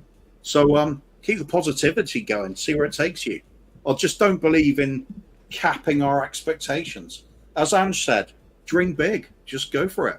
It's dream up to big and the enjoy team. it. It's up to the team to match the expectations of the fans. God, that's so good to hear. Rather than, oh, what does the club want? Finish 5th, 6th, 7th, 8th. It's like appreciate what you got type of thing. Yeah. Whereas Need now to he's lower like, our expectations. you put the bar here, and that's our job to get there and exceed that. I love that. Again, everything Ainge says, you can't not like the guy. I think even rival fans, it's just like, they all respect and like the guy too. And they've all said he's like one of us. And why can you not catch Man City? Why? Because it's difficult? Yeah, it's difficult. It's not impossible, though, is it? If it was impossible, they would have already handed the trophies out at the start of the season. It isn't. They've lost 2 games already. They're beatable. I love it. Big up Phil P. Says another great Sid Waddle quote, the atmosphere is so tense. If Elvis walked in with a portion of chips, you could hear the vinegar sizzle on them. That's what I'm talking about. Does anyone know who I'm talking about? Who is the guy in America on Paramount Plus for Champions League? He does he's like, I think it's Scottish accent. I believe it's Scottish. And he's always coming up with sayings like this too. It's fucking fantastic. I love him. Big up Danny Kiriakou as well. Says, big up lads. To add to what Kuva just said, people forget Liverpool. When Liverpool won the title, there was so many games Liverpool were shite. They grinded out results, getting 3 points even when they played shit and didn't deserve to win. That's what champions do. He's saying, not saying that's what Spurs is. This was my initial reaction. I was on with Henry Wright TV, immediate post-game reaction on Saturday. And I said that, like, successful teams find ways to win when there are none. They find ways to win when you're shit. They find ways to win. And even if you don't think we're shit, you find a way to win in all different manners. Think about last year. It was always just, Kane, can you save us? Kane, can you have a moment of brilliant? Kane, can you do something for me? Now it's like 8 different goal scorers, 8 different matches. We are creating goals all over the place. And sometimes making the own bastards kick it in the net too. Yeah, that's true. Own goals used to be a regular top scorer for us. Shout out OG. Yeah, there's another thing that bugs me as well. When Leicester won the league, we seem to be the only fan base that disrespects it, saying, "Oh well, they only did that because the other teams, Chelsea had fallen away, Liverpool had fallen away, City had fallen away." There's a factor that nobody seems to mention when they're using that comment about Leicester. It's the fact that we're saying we had a great team there and they beat us, so they couldn't have been too bad there, couldn't they? And it falls in with Danny Kiriakou's comment. Big up Danny, by the way. Big up Danny. Leicester as well, that season, every time they were criticised, every time people said they can't keep that up, they're going to lose. It's luck. They're on this streak. Every time they were written off, they'd pop up with a 1-0. Every time they played badly, well, not every time. They did take a couple of beatings along the way. That's what happens. It's football. But they found a way. There was always a way, even when not playing well. I remember one game in particular, all this Vardy and Mahrez were both out. People were saying, well, how do you think you're going to score the goals? And Ranieri just said, well, I've got 2 big centre-backs. Maybe we'll just put them up for corners and get a set piece. Sure enough, that's what they did. It's finding a way. We did it against Luton, down to 10 men. The forwards are struggling to find the back of the net. Richarlison obviously got his Toblerone sponsorship boots on and is pinging off at all sorts of angles. Sonny can't get a look in.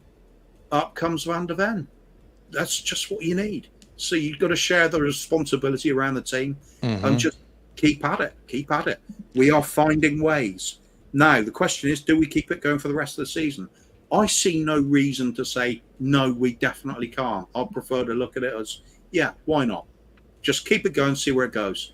See where we can take this. I was looking through my bookmarks because there was something you said that made me want to bring this up. And I'm going to share this here because look at this tweet. It says, So this is an Arsenal fan. We've played 3 of the top 6 sides and still remain undefeated. Well, bitch, so do we. But no one wants to talk about that. It's a fluke. Oh, United are shit. Oh, you got lucky with Liverpool. Oh, Arsenal, they should have beat you. You know, that's what I'm saying is the goalposts continue to move. We got them sons of bitches on dollies, and they're just like, oh, you did the next thing I asked you? You know what I'm going to get worried, Jacob, is when they start saying, oh, Spurs are looking like they might actually do this. The moment that happens, it's like, oh, no, I want to stay underdog the whole time. I just, you know, to the final month of the season, we're still in with a shout at the title. And people are still going, they can't do it. It will fall away. And then just come out of nowhere. It's a long shot, but I love long shots. And I don't see why you have to rule it out. Yeah. Big ups up poor dropping the link for Never a Foul. I know I'm super behind. The chat's really about to refresh. NVR says, grab you a baddie by the pants. Jail incoming.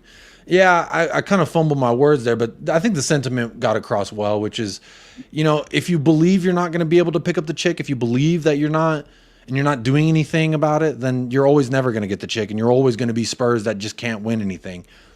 But you know what? One day at a time, you start going to the gym, you start building up your own confidence and believing that you can go out there and pick up the chick, grab you the baddie by the pants, so to speak, but not literally by the pants because that's assault. Big up Wolves Fi as well.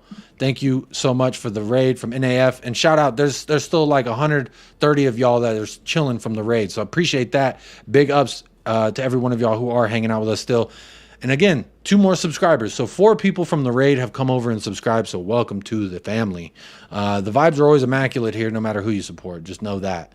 Ben Coffin says, I'm 100% not getting grabbed by the pants by Shoddy anytime soon. Ben, not with that attitude. Not with that attitude. You got to go out there and make your pants grabbable, my friend. You got to go out there and put your heart on the line and say, grab these fucking jeans, baby. It's time to tango. Cockeyed TV, Kuva knows a bit about grabbing pants. Yes, he does. You got to have a hobby. Yeah, you do. Big up Dundara Diamond. Dundara. Like, share, subscribe, support your quality channels. They continue to get you quality content on a consistent basis. Big up Dundara. Hope you're doing well, my friend. Appreciate you over here. Big up Will Stewart says, big up Big J. Big up indeed. How are you doing? Nita says, I don't want Tony at the lane. We need to shout for a gym, or we need to scout for a gym to play up front. Bring it, Tottenham Hotspur. Dare to do. We are bringing it back. Big up Nita as well in the house. Christopher, I did slightly shout out Jim Jones, but not like he's a good person, but just shout him out real quick. You know, the Kool-Aid. Only because of the Kool-Aid. I like Kool-Aid. What can I say? Did you see the meme with Royale's wife saying top of the league? This is another thing that I was going around saying to people. You're right. You'll never sing it. Your right back would never do it. Your right back ain't dropping a comp when you draw. Your right back ain't going to drop a compilation when you lose. Your right back ain't going to drop a compilation when his wife spits out his baby. And then not only do a compilation of your child's birth, but let the soundtrack of that movie be your own Portuguese rap. I mean, what a guy. Shout out Emerson Royale every single time. What a guy. I'm feeling the aura again. I really am. Big up Footy Judge Mo. Enjoyed you on here the other day. Big up yourself. Again, appreciate that redirect from Never a Foul. That means a lot to me.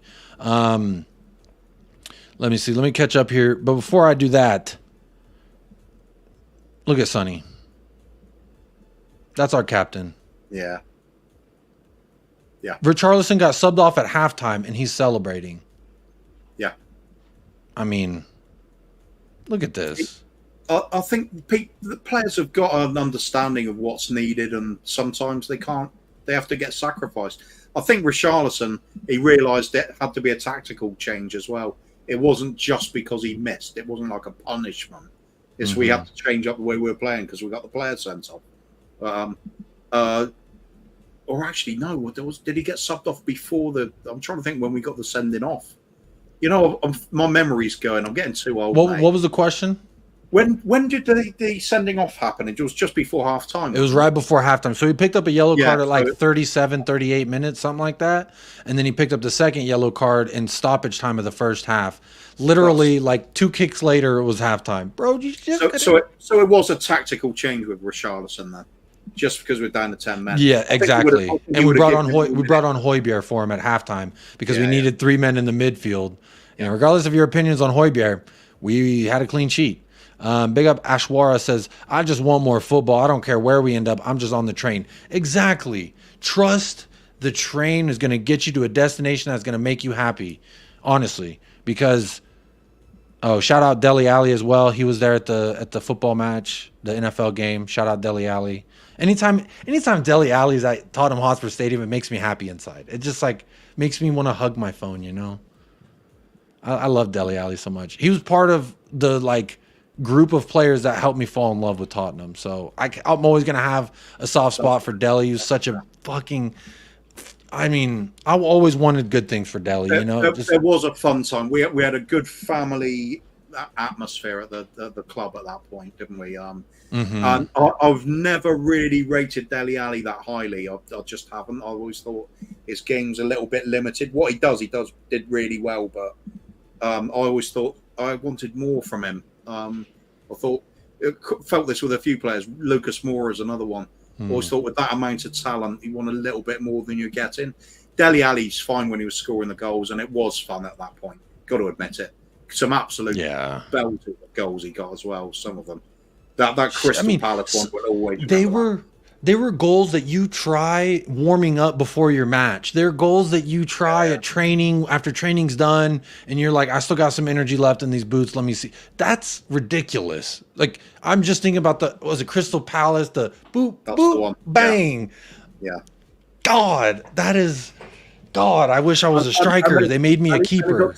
Two goals in a game against Chelsea as well. They're just like, it didn't have to be the greatest goals in the world. It's just celebrating in front of them was the fucking like, you know, like wine is good, but you're not drinking wine if it doesn't have alcohol. Him celebrating in front of the opposition, the Chelsea fans, when he had that brace, honestly.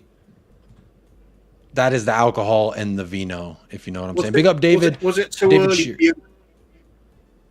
Sorry, I was going to say, was it too early for you watching Spurs when we had Van der Vaart?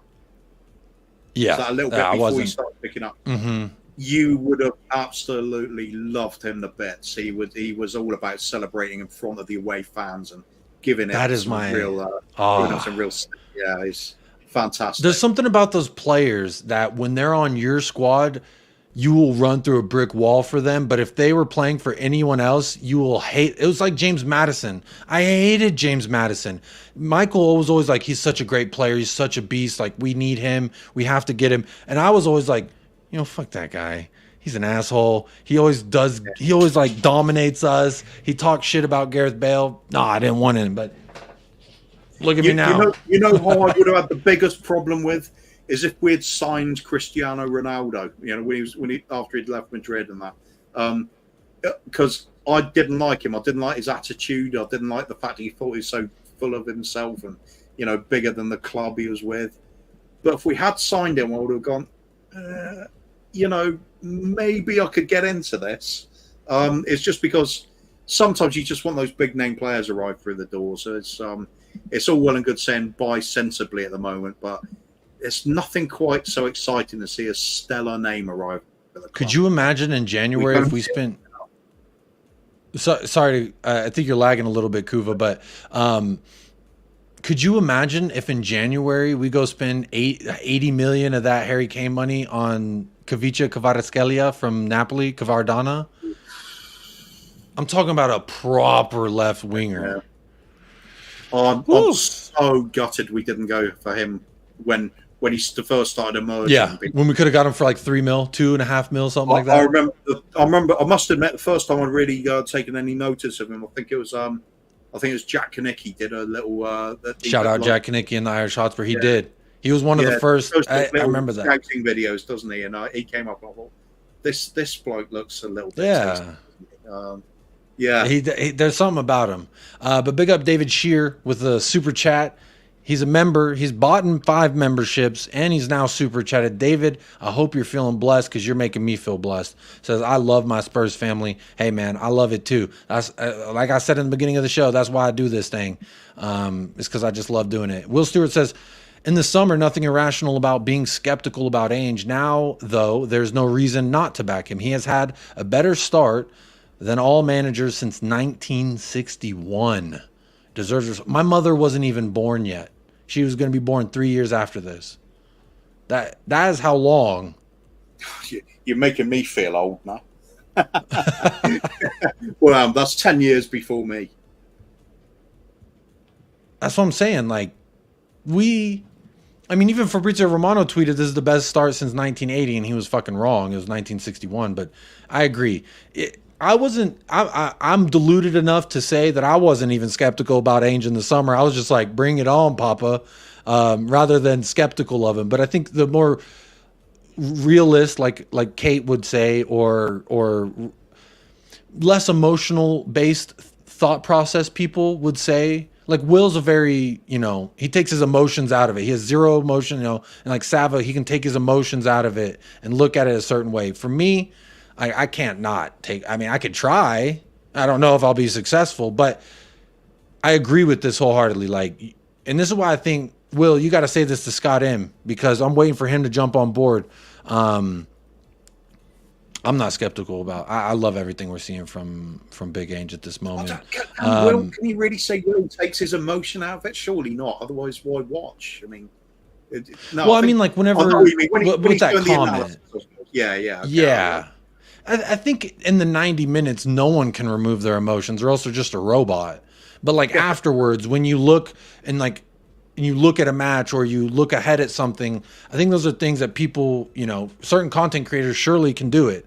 I can try. I don't know. I like to be me, and I'm an emotional fucker. So, I ride the waves as they come. And right now, baby, we're on top of that wave.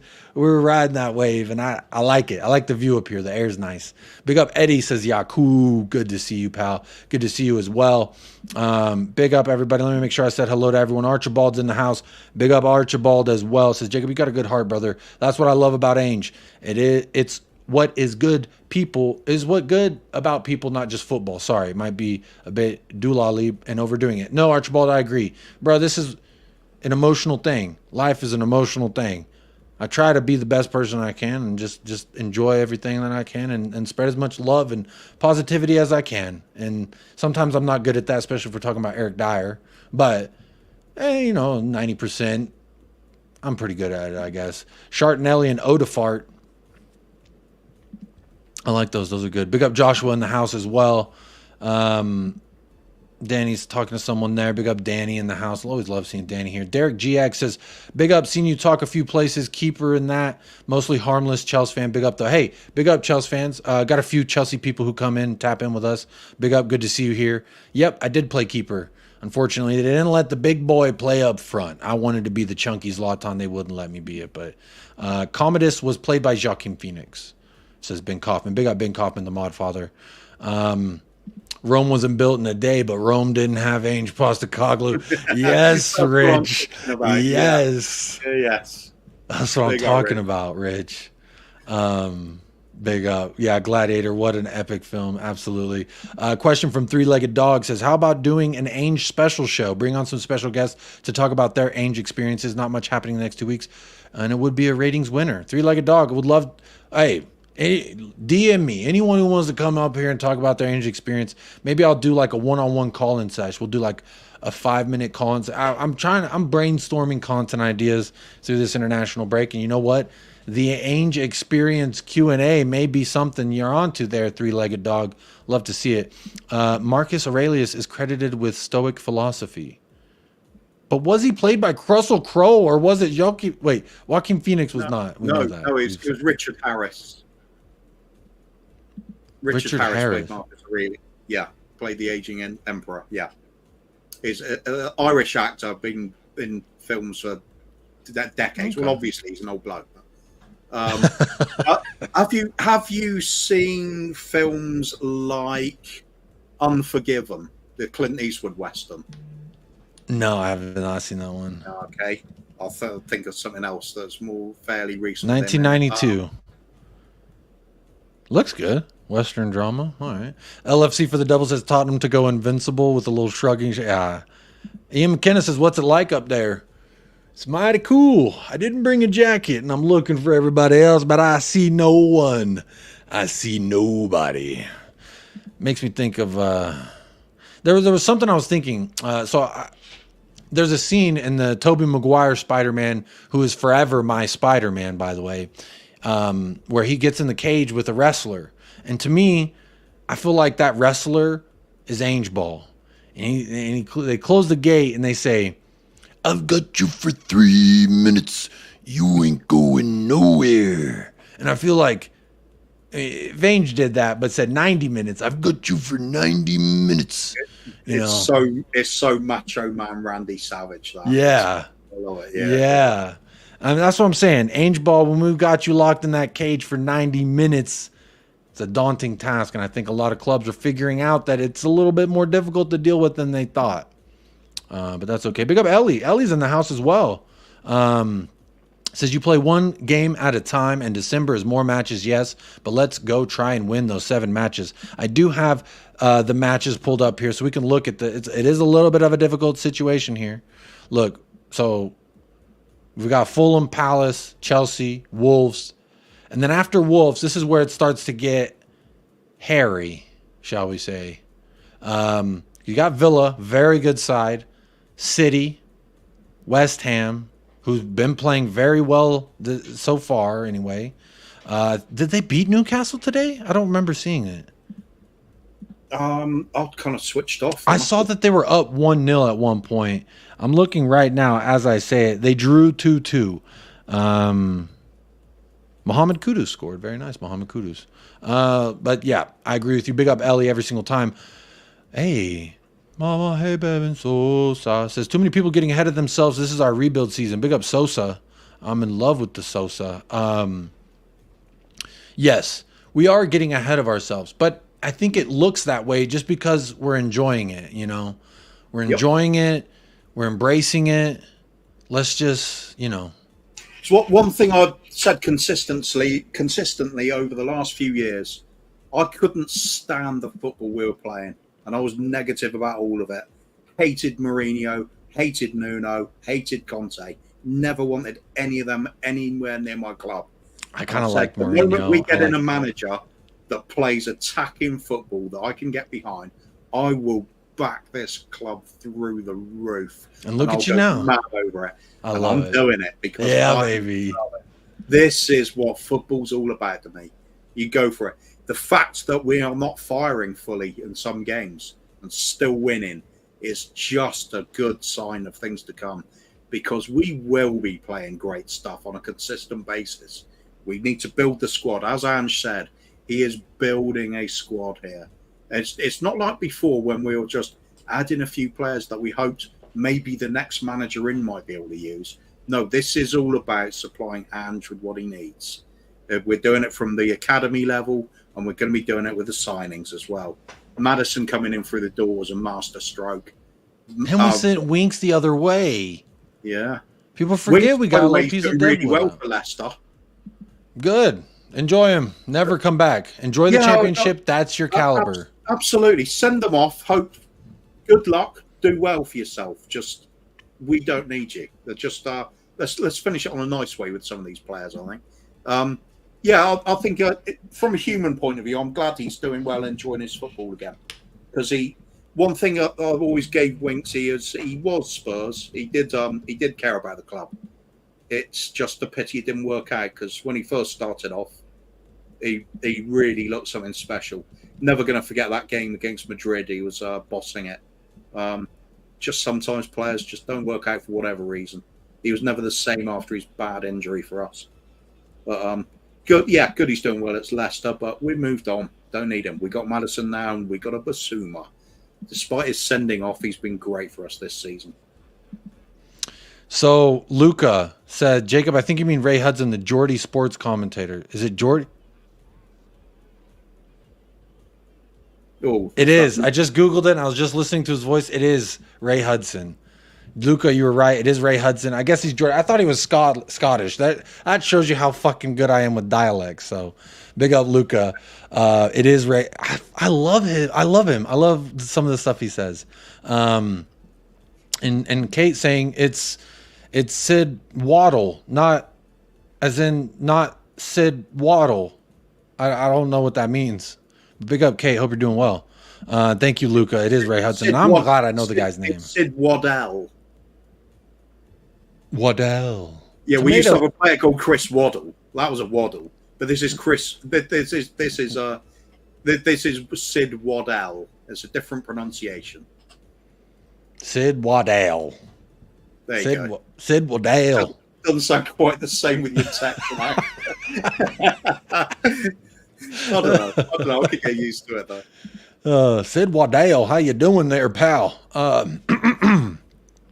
Ian McKenna, you're not. We get it all the time. We thumped PSG and everyone just shrugged and went, well, PSG are shit now. That's what, yeah, shout out Newcastle. That was a fantastic match. I watched that. I loved it. I don't rate Newcastle. I only used to watch them because of Alan Saint-Maximin. But I like Miguel Almiron. He's an MLS alumni. He helped Atlanta United win in their inaugural season. So shout out. Let's see here. They're slowly building it, like they said they were going to do with Newcastle. They came in, said they were going to win the league. Their aim is to win the league in 10 years. They didn't say we're just going to splash the money and have it in 2 years' time. We'll start sacking managers. They've slowly building what they've got. Guimaraes, though, what a player. I think they've got Botman, what a signing. They're really putting together something. Had a little bit of a wobble at the start of this season, but they're back. They are. Yeah, back. And they're faring decently. Everyone said, how are they going to fare with all these matches? This is tough competition. They haven't been in Europe in X amount of years and etc. But they're doing well. Mari, big up Mari, my Florida brother, says the guy is the legendary Ray Hudson. I fucking love Ray Hudson, yo. I just love him. I love his you don't go down there and you find it out. I just fucking love it. I just butchered the hell out of it. That sounds like a very bad Scottish. You don't find the ball in them spots there. It's like, I thought that was Scottish, but apparently it's Geordie. But Ray Hudson is the GOAT. I love him. You actually make it sound like there's something wrong with this man. It sounds better in my head, I promise you. Eddie says that's true. You want to stay as under the radar as you can. That's what I'm saying. You don't want too much heat. Keep underestimating us. I like it a lot. Wolves also says Kuva has a fair point. Everyone waiting whole season when Leicester dropping out. They only believed Leicester winning league when it was mathematically impossible. There you go. Let me see the next comment here from Ian Ferguson. Spurs could win 4 straight titles, and there'll always be folks who say it isn't good enough. Yeah. I don't know. If we won 4 Premier Leagues in a row, we'll be terrible in the 5th season. It's like, Jesus Christ, can't enjoy anything. Yeah, well, that's not me. I always enjoy it. Oh, Mari said, I said Ray Hudson before Luca. Sorry, Mari. The comments were flying. After NAF rated us, it was hard to keep up with where I was at, but big up. You got it before Luca 14. There you go. Luca, Mari beat you to the punch, is what he's saying. You very well could have. I'm super behind in the chat. Tyson Mitchell in the house says, people will start worrying once you win something. Every manager looked like Ainge when they arrived. It's called the honeymoon period. No wonder people call you deluded. Big up Tyson Mitchell, rival fan in the chat. Love to see it. And hey, keep that energy. Keep that thought. Love it. And whenever we see your club, I don't know, does that say Arteta in your photo? I think he's Arsenal. I don't know, but hold that. We got a point at your house. Loved it. I subbed. Didn't know you had a channel. The question to the last one was, did he see our manager Nuno? We did beat City off of Hyungmin Daddy. He looks like Ange. The thing is, no, Kuva. What I think they're doing is they're looking at it from a bird's eye view. You when you put a piece of paper, I think you said this the other day on Football Heritage TV. Shout out Sava. You said, right, when you look at it on paper as opposed to watching 90 minutes, these 8 matches of 90 minutes. On paper, you look at it and say, yes, these are the similarities. Yes. Like, so as Tyson Mitchell says, like you could see it from their point of view is, yo, you did this with Conte. You did this with Jose. You did this with Nuno. Nuno won Manager of the Month. Remember that. So when you're looking at it from a perspective where you're not as invested as someone like myself or other people, I can understand why your mindset would be, this looks like exactly what it is and you're deluded. And I say, hey, I don't care what the hell, you call me deluded all you want. Keep that same energy, because to me, I know this is different. I know this ain't the same. This isn't just a honeymoon period. This isn't just the new manager bounce. Those are words and catchphrases people are using to justify what they think, the limits that they're trying to set on us. They're trying to come up with a reason. No, Spurs aren't good. This is why. No, they didn't get a good result today because of this. No, they were lucky here. Again, whenever my wife's like, why didn't you clean the bathroom and scrub the toilet?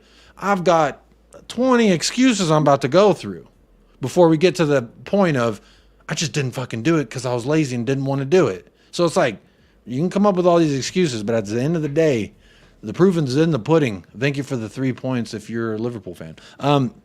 Big up Derek, sub to the channel. Glad you found it. Shout out Neverfile. I'm really glad that you subbed. Hudson was the voice of La Liga for beIN Sports. Great Messi and Ronaldo called. Now he's on Paramount. Yeah, he called one of our matches last season, and I remember when I heard him, I was like, yes, he's commenting our match. I was so excited last year. There's a good interview with Ainge by Gary Lineker on YouTube. I haven't seen that. Andy MU says Spurs to win the league. Maybe not this year. No, this year. You're saying this year? I'm saying. I'm saying. Go ahead. With each passing year, it's a greater possibility. I love that. I think this is an extreme long shot this year, though. Yeah, what I'm gonna say is, I'm gonna say not this year. No, we're not gonna win the league this year. We're not built for that yet. But I've said, Paul and I on Hotspur Hippie, we all sat here and said, you give Ainge Postecoglou 4 windows. We've had 1. 3 more windows, and if we do the right thing for Ainge Postecoglou in the next 3 consecutive windows, after that, I'm saying we can challenge for the league, and I feel confident in that. I don't think that's delusional. That's hopeful, maybe. It's believing in the grandeur, believing that we could do things properly, you know. If we could, but I'm saying not this year, but Kuva, if we do, I mean, look, we'll revisit this in January. When we're in January, after we've had, because look at this run that I have pulled up. This December is pretty jam-packed. Brighton's not an easy match. Everton we should beat. Forest we should beat. Bournemouth we should beat. We already have once. City, West Ham, Newcastle. There's these 4 matches: Villa, City, West Ham, Newcastle. We'll see where we're at the end of that. Then we start off. Games, yeah. Games. And we're going to have some FA Cup sprinkled in there at some point. I think in January. I don't know. But look, we got some big matches coming up. We've had, in my opinion, some big matches already. And at every juncture, we've done what we needed to do to not lose. You know what I mean? And the thing to remember is all of our competitors, they've also got busy December, a busy January. It's the same for everyone. We've got less European games to worry about than some of those others. So that kind of counters the fact that our squad's paper thin. We need a bit of luck to go our way. That's all. We need to stay relatively injury free. We've already had a hammer blow with Perisic, because that is somebody who could have come off the bench and changed a game, as he proved already. It was his crossing to bring the win against Sheffield United. We've just got to find ways to do it. It's like I said, that you're not an underdog because you're favourites, are you? You're an underdog because nobody expects you to win it. So yeah, but in the past, when people expected us to win, we would lose. When people expected us to lose, we would win. And I think we're still doing you're expecting us to lose and we won, but now when you're expecting us to win and we lose, we're changing that. We were expected to win and we did. I expected a 4-1. I expected a battering, and we didn't get that. But you know what we did get? The fucking end result, which is 3 points. And at the end of the day, it's all that matters. I don't know why this notification popped up on my phone, Kuva, but I just want to read you this from Brazil Football on Twitter. says Ederson, after the Arsenal match, went into Arsenal's dressing room and stole Gabriel Jesus' car keys and his tracksuit. The keeper was not happy about the yellow card that he received because of his former teammate. Jesus then had to order an Uber home and go and leave in his football kit. And then Gabriel Jesus' Uber driver canceled the ride midway due to the smell of his kit. Martinelli had to pick him up on the freeway, according to Globo Sport. Surely not. I want to believe it's true. Surely not. I want to believe. You're going to notice one of the opposition coming into your changing rooms. You can't. And he just steals your shit and leaves.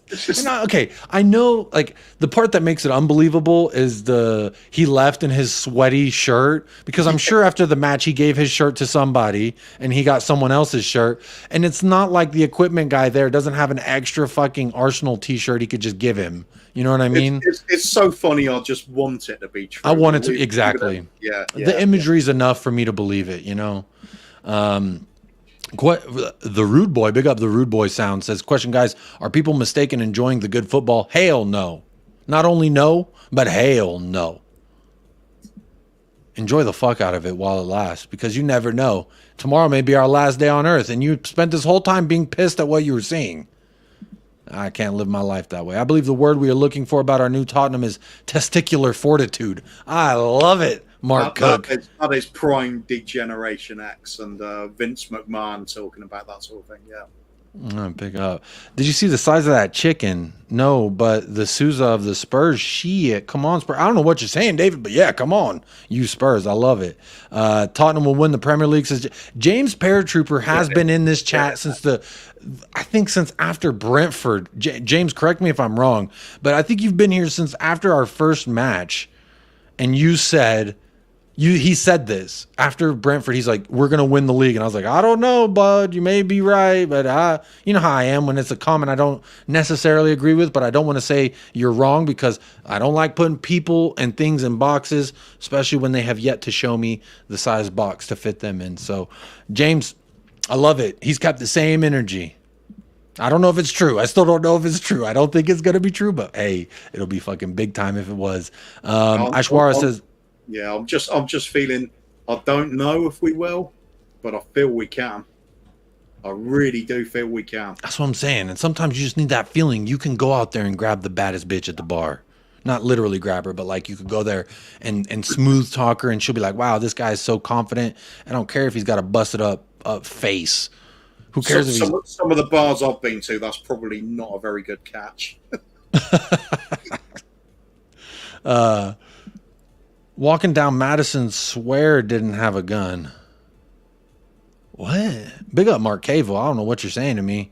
Alex Ferguson once said to Jose when at United signed Dele Alli, was on Spurs series All or Nothing. I'm watching that new Beckham. I'm on the second episode. It is so good. It's so well done.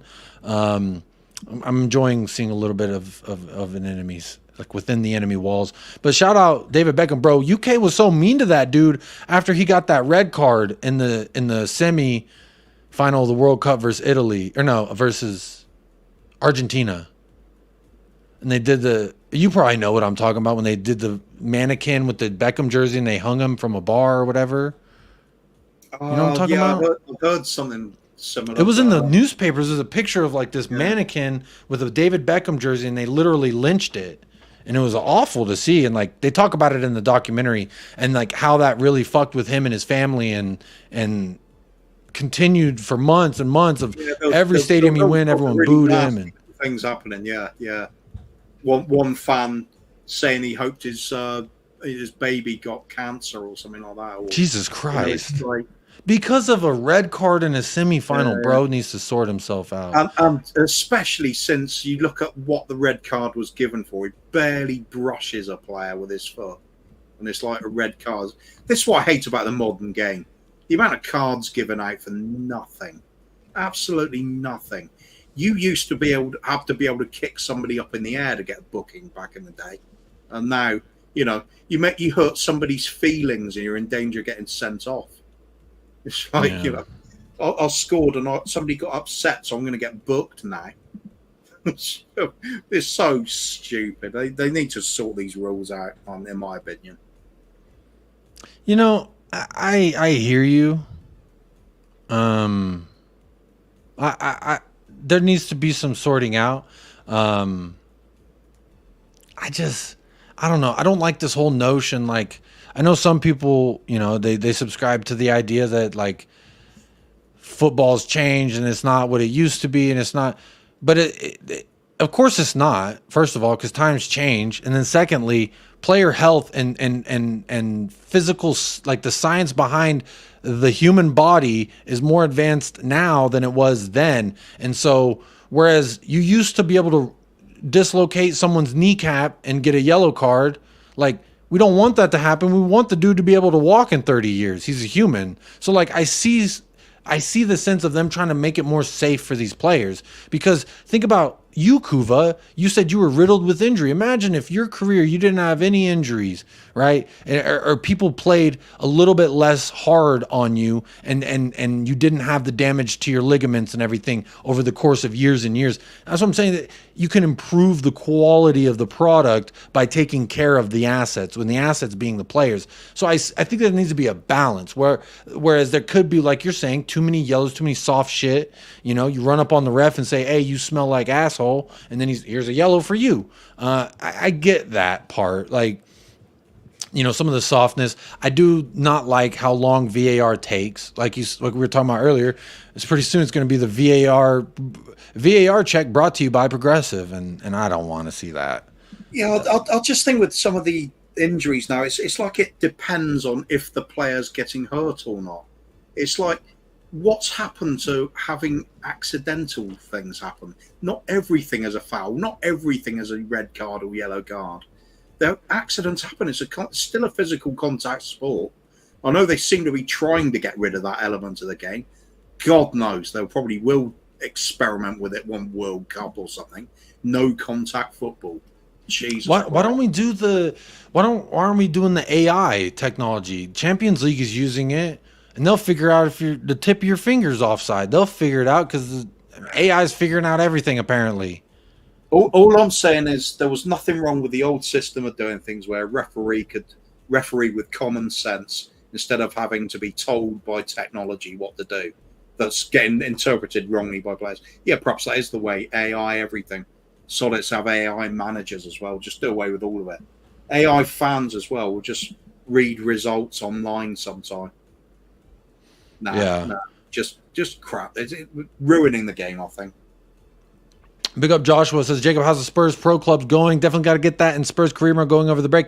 I'm debating on whether to do it here or on Jacob TV, where I said I was going to do it originally. But yeah, more people are subscribed here, so I may just have to do it here during the break. But if anyone on the older generation, I'm a broke boy. I do not have the PS5 new generation, the PS Fly Me Across the Moon type thing. I got the PS4, the very first gen, not even the new gen PS4. I got the old ass dusty one that howls at you when you turn it on, and I love it. It's a nostalgia. The smell of like burning iron inside. There's something about it you just don't get with this. Yeah, the dust and things. Yeah. So anyone hit me up at John Stay Moist _ if you want to play pro clubs with me. I'm trying to get that going, y'all. Big up everybody in the house. Spurs Kings here says, all aboard the Ainge train. Toot toot. Love to see it. Will Stewart, thank you for trying to tell Scott. Scott tunes in every single show. He's always supporting, and I tried to tell him too. One day he's going to jump in the pool. LJ Rockshoe says, this season reminds me of Celtics first with Ainge. Lots of dirty, hard, dramatic. A lot of dirty, hard, dramatic wins. Nothing to see here. We top, but under the radar. Love to see it. Keep doubting us. Keep doubting us. And that just bodes well better for us. Matt in Oz says, this feels like a long and lovely dream. I dread waking up and Brendan Rodgers is in charge. That's a fucking nightmare. God, I remember when we were talking about looking at Brendan Rodgers, I was like, you know, his face is so weathered that I think he would be okay to come coach Spurs, because like he just seems like, you know, I've seen every car crash there is to see. I've seen mangled dead bodies. Spurs don't scare me, you know, and I was just like, his face has so many craters. He looks like the moon. But big up Brendan Rodgers. Let's see who else is in the house. Daniel Field. Hello, Daniel Field. How you doing? Kate with Just a Girl Loves Spurs says everyone needs to tether their expectations. If we go on a bad run, it wouldn't take much for half of these super optimistic fans to board the Ainge out train. Look, Kate, you don't leave the Ainge train. It's like Hotel California. It's state of mind. It's not results driven. It's feeling driven. Yeah. If we have a bad patch, I'm still on the train. We'll get over it. Yeah. You just clear the leaves and the snow and the boulders off the track and keep going. Hey, I'm the same way, Kate. I'm never getting off the Ainge train. We could lose 3-0 to Fulham, and I ain't getting off the Ainge train. Exactly. I said top six, but we have to recalibrate, and gladly so. I said top six too. I don't want to recalibrate. I want to just keep my expectations where they were. I don't want to give Ainge more expectations because he's exceeding where I thought we would be. That's just me, though. Everyone can do what they want. Everyone can do exactly what they want. Roy, big up Roy. Big up Ashwar says, I meant American content media, not American people. Maybe I missed your comment. And I did see the one where she said Russell Crowe played Maximus. But what is his full name? I'm trying to figure out what his full name was. Somebody said Maximus Decimus Meridius. I think it was Ben Kaufman. That might have been his name. I never watched Ben will know. Ben will know. He's as much as a film buff as I am, but he's also got a memory that actually holds information, unlike mine nowadays. Hey, big up Andy MU. Andy's Manchester United fan says, been seeing you on a lot of other panels. Sub, big up, appreciate you. Again, you don't always have to agree with everything I say. You can always banter me. I'm very you won't upset me by bantering me about my club. I'll put it that way. My club has hurt me more than you can. So, but I appreciate you being here. I appreciate you showing some love. And rival fans are always welcome. And thankful for all the people who do invite me on their channel, because that's how I get more seen. And Kate says, Jacob, learn to talk properly. I do talk properly. I just don't talk hoity-toity like you. I don't talk all fucking pinky out when I'm drinking tea. I talk like a man who done seen some things. I don't know. Kate's talking all hoity-toity with the pinky out. Kate's like, y'all, these little cup of teas over here. The other night. Yeah. How do you say girl? Girl. That's how Kate says girl. Girl. No, that's not true. Do you remember? Girl. G-E-L. Gal. Gal. Yeah. There you go. Nice. Big up, Kate. It's all love. You learn to talk, Kate. How about that? What the fuck are these accents? You know what it is. Jim, the smarter half. And I can't wait. They're debuting a show. I think it's called Marital Bliss or something like that. Jim's going to be doing a YouTube show, and I can't wait to tune in and just keep feeding him the greatness that he feeds me on the channel. So he says, Ainge is at the beginning of our rebuild. Can you imagine after 3 to 4 windows we will be at full force and other fans will love watching us? It's all positive, no negatives for me. Jim, get the fuck in, buddy. Get in. You're already in. Get in. There'll be a lot of Liverpool fans will be looking at Ange because they got such a close tie with Celtic, and they'll be looking at Ange thinking, maybe if Klopp goes, that could be our next manager. I know there'll be a lot thinking that. Yeah. There's already people saying, Liverpool fans saying he's a fan of Liverpool. This is the guy that we should go get after Klopp, and even people are saying City should try and get him after Pep leaves, and this, that, and the other. I hope he signs a 15-year contract is what I want to see. I'm ready to sign him up for life and be carried in through the doors. Dermot, Celtic Rabbitoh, big up Dermot, says Russell Crowe is an owner of the Rabbitohs Rugby League. Did the thumbs down when playing our biggest rival, and the crowd loved it. Wait, how's it? It's like this?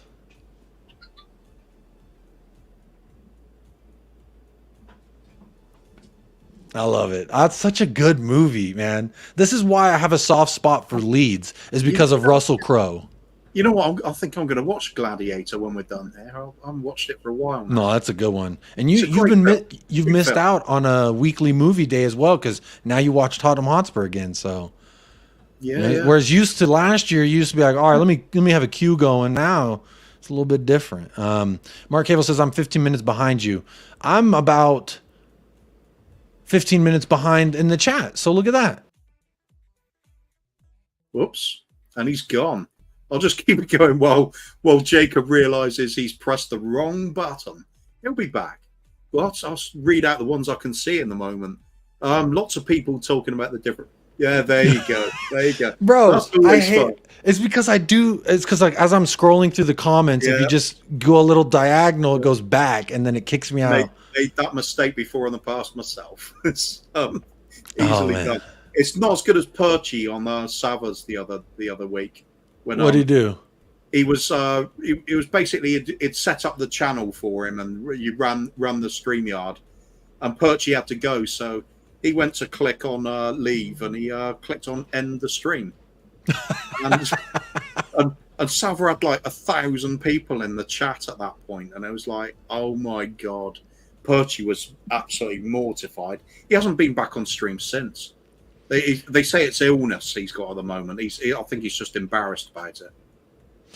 I think he said, yeah, it might be a little bit of both, you know, a little bit of both. A little bit of both. Big up Perchy TV.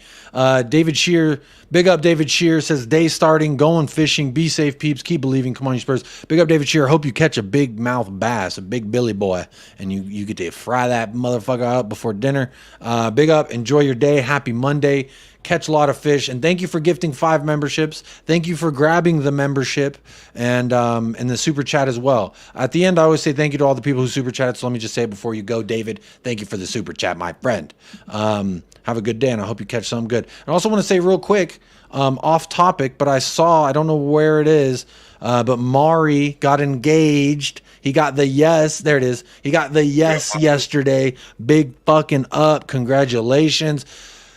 Enjoy the last days of your freedom, is what I will say. I'm 5 years deep, and I wouldn't change it for the world. But you know what? If there was just one more night, I could have just enjoyed myself. I probably would have done it. But enjoy it, my friend. Life of love and matrimony. So big up every time. Daniel E in the house. Yeah, before popping the question, do you make sure that they're Spurs friendly? You know, I didn't. Because for me, it was better. She was actually a Barcelona fan, and that's why I hate Barcelona. Because she used to date a guy from Spain, and right, okay. So fuck Spain. I love Perchy, but fuck Spain. You hate Barcelona just because she supported them. She supported him when she was in another relationship, so yes. And I also hate Real Madrid as well because I hate Real Madrid less. But the reason why I don't like Barcelona is because she supported them when she dated some other dude and they lived in Spain. Like, what the fuck is that? I'm not jealous. I'm just petty. All right? There's a difference.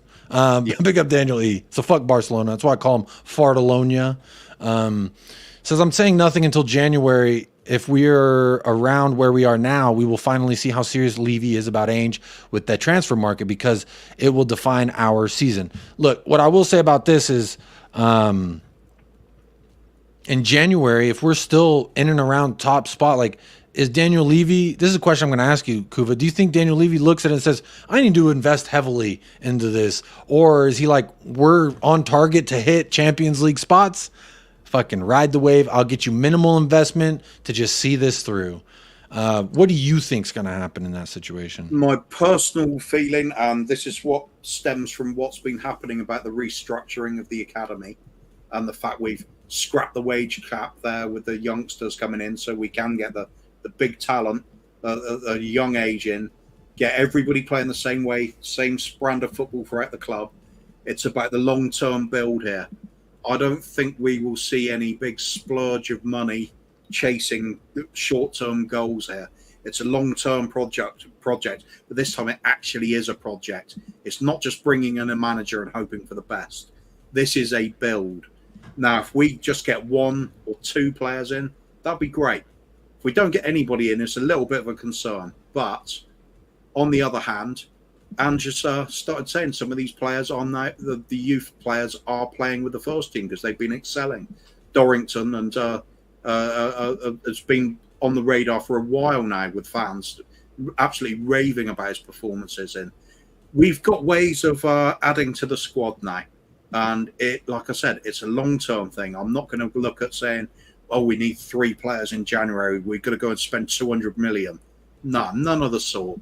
Maybe if we go out and spend sensibly, buy ourselves another striker, perhaps buy ourselves a winger, something like that. Add a little bit to our attacking options. I would love a top talent, borderline world-class left winger. If we can get that and a backup center back, I'm okay. Maybe I'm okay with that for the rest of the season. Because again, my expectations aren't we're going to go in January and get 3-4 players. We've only ever gotten really 2. We'll be lucky to get 2. We got 1 last season, Pedro Porro. Again, I'm all for it. It's all about changing what we've done in the past. It's not about spending big. It's about spending smart. And there are other clubs doing the same thing. We're trying to do what we've seen Brighton doing, and then do it on our terms, on our scale. We've got bigger expectations than Brighton does. All due respect to them, but we should be pushing higher. We will be looking to get in those players with that potential that matches our ambition. At the moment, I see that happening.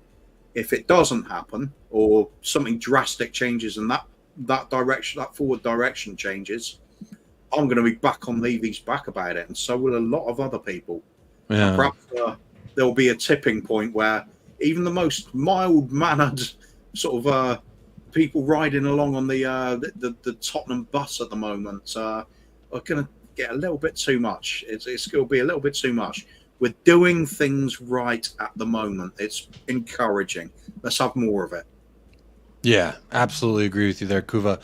Big up, this is Football the Don. Hussam came to bless the chat a little bit here. I was on this channel yesterday. Again, thank you so much. I've really enjoyed collaborating with This Is Football, Staffy TV, and all the lads over there. It's been a really good time. So appreciate you joining in the chat, man. And I don't know if you're still here. You probably just came in and said this to make your presence known, but thank you for being here as well. And Denny Kiriakou says, Jacob, the reason the game has gone mad with rules is because you said it, players are assets, and the only thing these clubs care about is money. Everything is about money, hence the stupid rules. That's what I'm saying is like they're protecting the fucking money. Well, it brings your eyes to the product, the asset, they're protecting it, you know, and I understand it. Plus what all the yellow cards and sending off do, and VAR creates drama. They can sell drama.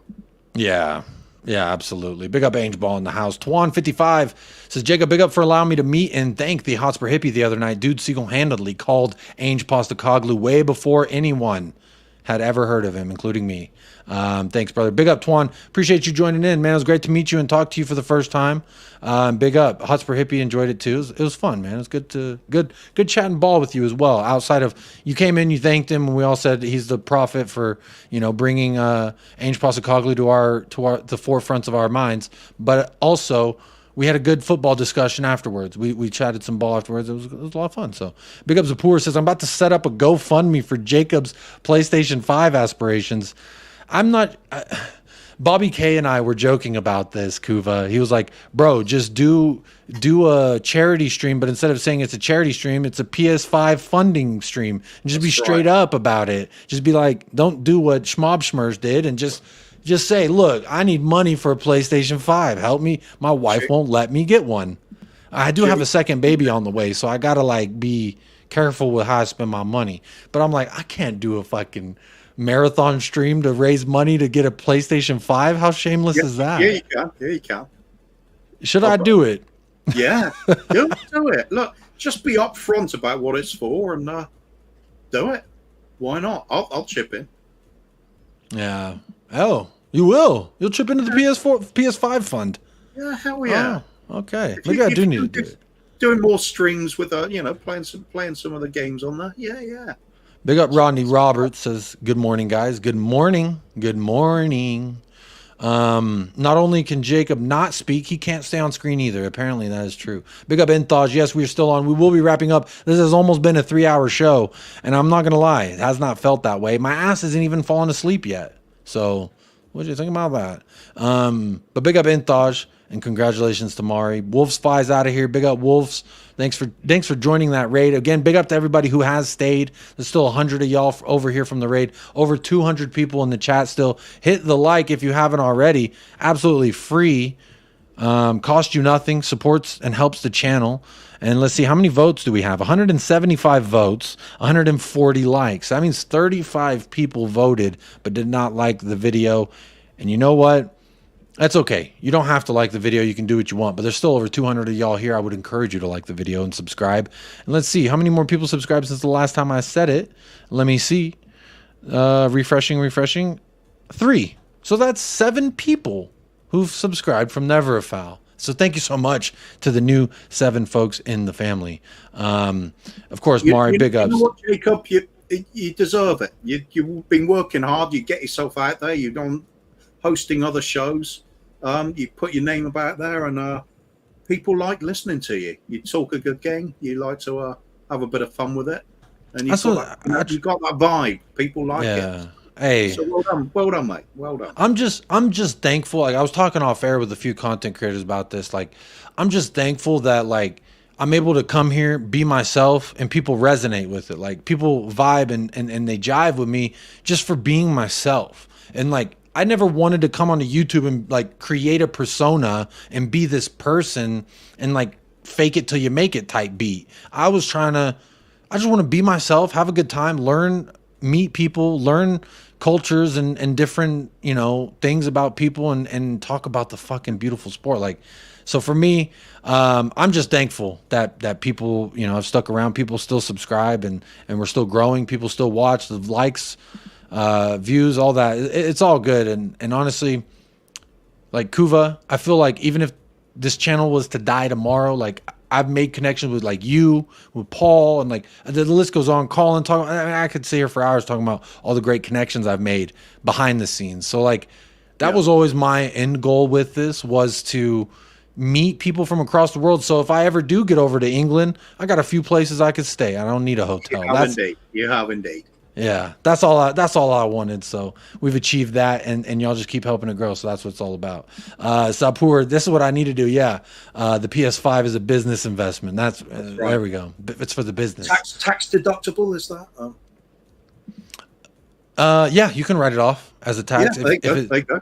Because I am gonna have to file taxes, I believe, this year for the channel now, because it has made more than like $600 or something like that. Big up Rodney Roberts says, in January, we will be playing catch up. We have a thin squad. Yes, we do. And then he also says, P.S. We're going to stuff your Cowboys later. Niner Empire. Brock Purdy is not the truth. We took the truth from you, Trey Lance. Thank you. But it's going to be a good game. They kick off in about 25 minutes. So I will be ending off very, very soon. EPL 2023 says, I can't say too much. I follow the Dolphins and they never do anything.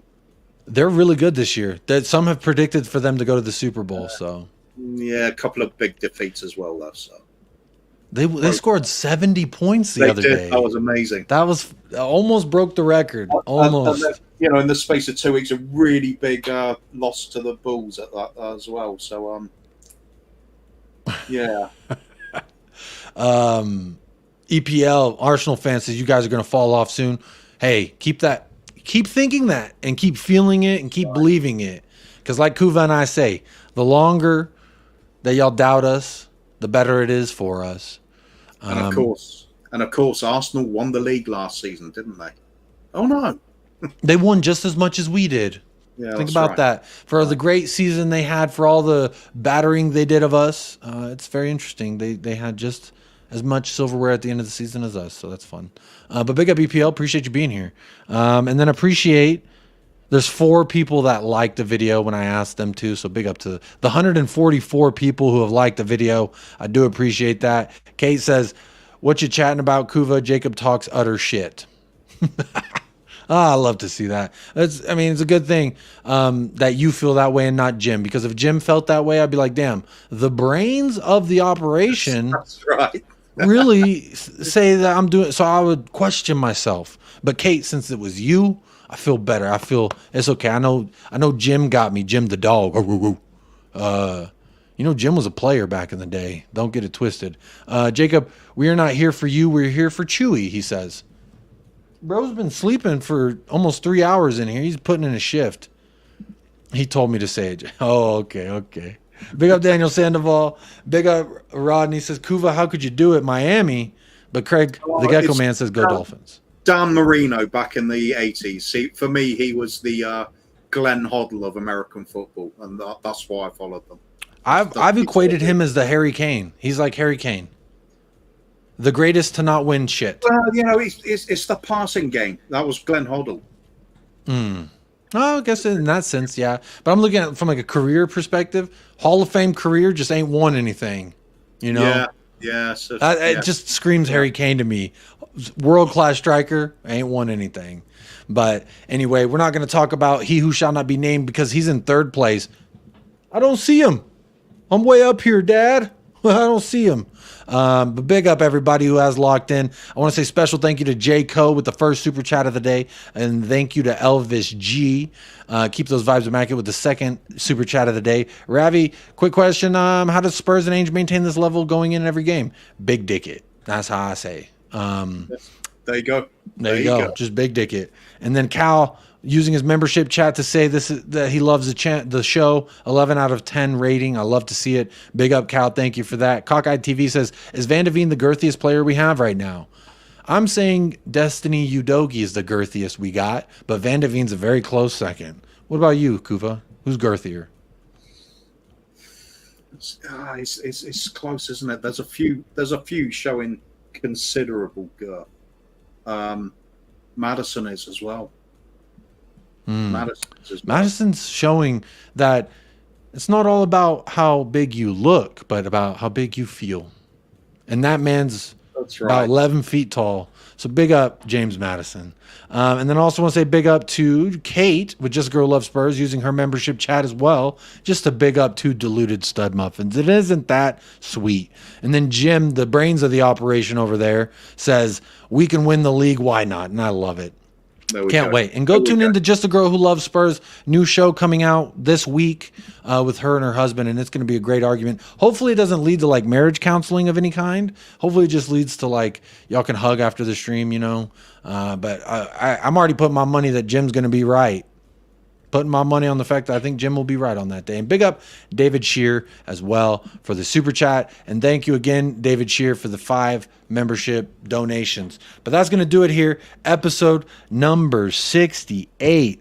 145 likes. We are going to end off 178 votes. I'm ending the poll. 45% resounding win says, we've earned the top spot. Get in Ainge. And I love to see it. Second place is it's pointless. Oh, dang. Pointless judging after 8 matches ended up coming in second place.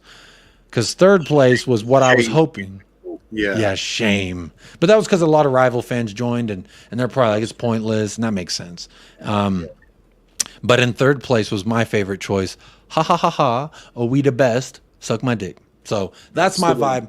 I'm feeling that. The weekend ain't over yet, and that's the vibe I'm rocking with until it's over for... At least until it's over. We'll be back tomorrow. I'll be back. Kuva, you're always welcome. You can be back if you want to, but you don't have to. And we're going to figure out something. for the content on the channel. I'll probably do a watch along or something. Do a watch along for an international game again. Big up Cursor. Came in with the like secured. Big up Cursor every single time to go. Hope you and your new baby bundle of joy are doing well. Jacob, I told Kate to say nothing. She is a lying cow. Pick up Aishwar as well. Says love the show. Much better that it's all in caps as well. I don't know. I love it. I'm all for comments in all caps personally. And Aishwar is saying love the show. I'm sorry if I mispronounced your name. Please correct me and tell me how to say it correct because you're here showing love. And we did just hit 3 hours. So if that can't get us 5 more likes to hit 150, I don't know what will. But hey, hit the like, hit the dislike. It's up to you. It's up to you. But big up, Aishwara. Appreciate you being here. It says love the show, love Chewy, Kuva, and Jacob. So big up, Hey, Chewy, you get some love. He's pissed. He's laying there like this, and I said his name, and he just looked at me. He didn't move his head. He just did the eyes. You know he's mad at me. He's ready to go out there. But big up, Angel Ball says, big up Top Show, big love, gents, and the Spurs community. Big up everybody who's showing love, hitting that like. I appreciate all y'all who did tap in with me tonight. Rodney Roberts subscribed. So big up Rodney Roberts subscribing on the first day. He's up here. Big up Chelsea Blue and Blue. If a rival fan can come in here and hit the like, I don't know what Spurs fans are thinking and why they won't. But Angel Ball is absolutely correct. We don't stop. Happy days come on, you Spurs. Zapur says, I'll be streaming the Korea games. Maybe I'll do a watch along if Sonny's playing, and let's do Sonny injury watch or something. Let's make sure no one hurts him. And I'll have to find addresses of folks who tackle him too hard. But Kuva, thank you so much for joining me. This was a fucking epic stream. Big shout out to Never a Foul again for the raid. Do you have any final thoughts before we sign off the show? Don't need to feel anything other than the warmth of Angie's glow. It's happening. It's all happening. Just believe. If you have a bit of belief, you never know what can happen in life. There's no point hiding behind the curtains, worrying about what might be or all the bad things that could happen. Just enjoy the good times right now. That's what the Ange train is. You don't choose to get on it. You're either on it or you're not. If you're not on it, you don't even understand what it is. If we have to explain it to you, you don't know what it is. That's right. Yeah. And when I say the Ainge train choo-choo, if it doesn't make you feel the little, fucking inside, then I don't know. I mean, I just don't know what to tell you. And guess what? It's like you said, Kuva, it's almost like a cult. And our eyes have been opened, and I can't look away. I'm in. Exactly. Give me the Kool-Aid, sir. Give me the Kool-Aid. I'm all aboard the Ainge cult, Ainge train. Sign me up. Well, I'm wearing a wedding dress right now. The future's in that direction, and the future is silver. Ooh, shiny? Shiny silver. Oh, we are starving, and I need some. Come on. Yeah, all right. But that is it. 3 hours. Wow. Might be the longest episode of the Untitled series. But either way, big up everybody who did tap in and who's showing some love here. So big up everybody who did 3 likes away from 150. I know for a fact if anyone watching back on playback is 3 hours deep into this Lord of the Rings-esque stream, big up yourself right now, first and foremost, because you're a fucking goat. And then secondly, I'm sure you helped get this over 150 likes. So big up to you. I appreciate you. And to anyone who says that we're lucky to be up top, who anyone says that we, are still shit, we're going to fall off, we're this, that, and the other, this is my vibe for him. I'm here to tell you right now, we don't care. Let me tell you something. We don't care. We don't care. So there it is. I hope you'll have a great rest of your day. I'm too blessed to be stressed, and I hope you are as well. Even if you're not top of the league, because if you're not Tottenham Hotspur, you're not top of the league, so you're not feeling as blessed as we are. But I hope you are feeling as blessed as we are, regardless of your position in the table. I hope you're being blessed in life, regardless of your affiliation. But I hope y'all have a great rest of your night. So as always, folks, up the lads. Wait, stay fresh, stay blessed. Up the lads. That was third. See, I was like, wait, middle finger's up the lads. So it's fresh, blessed, up the lads, and come on, you Spurs.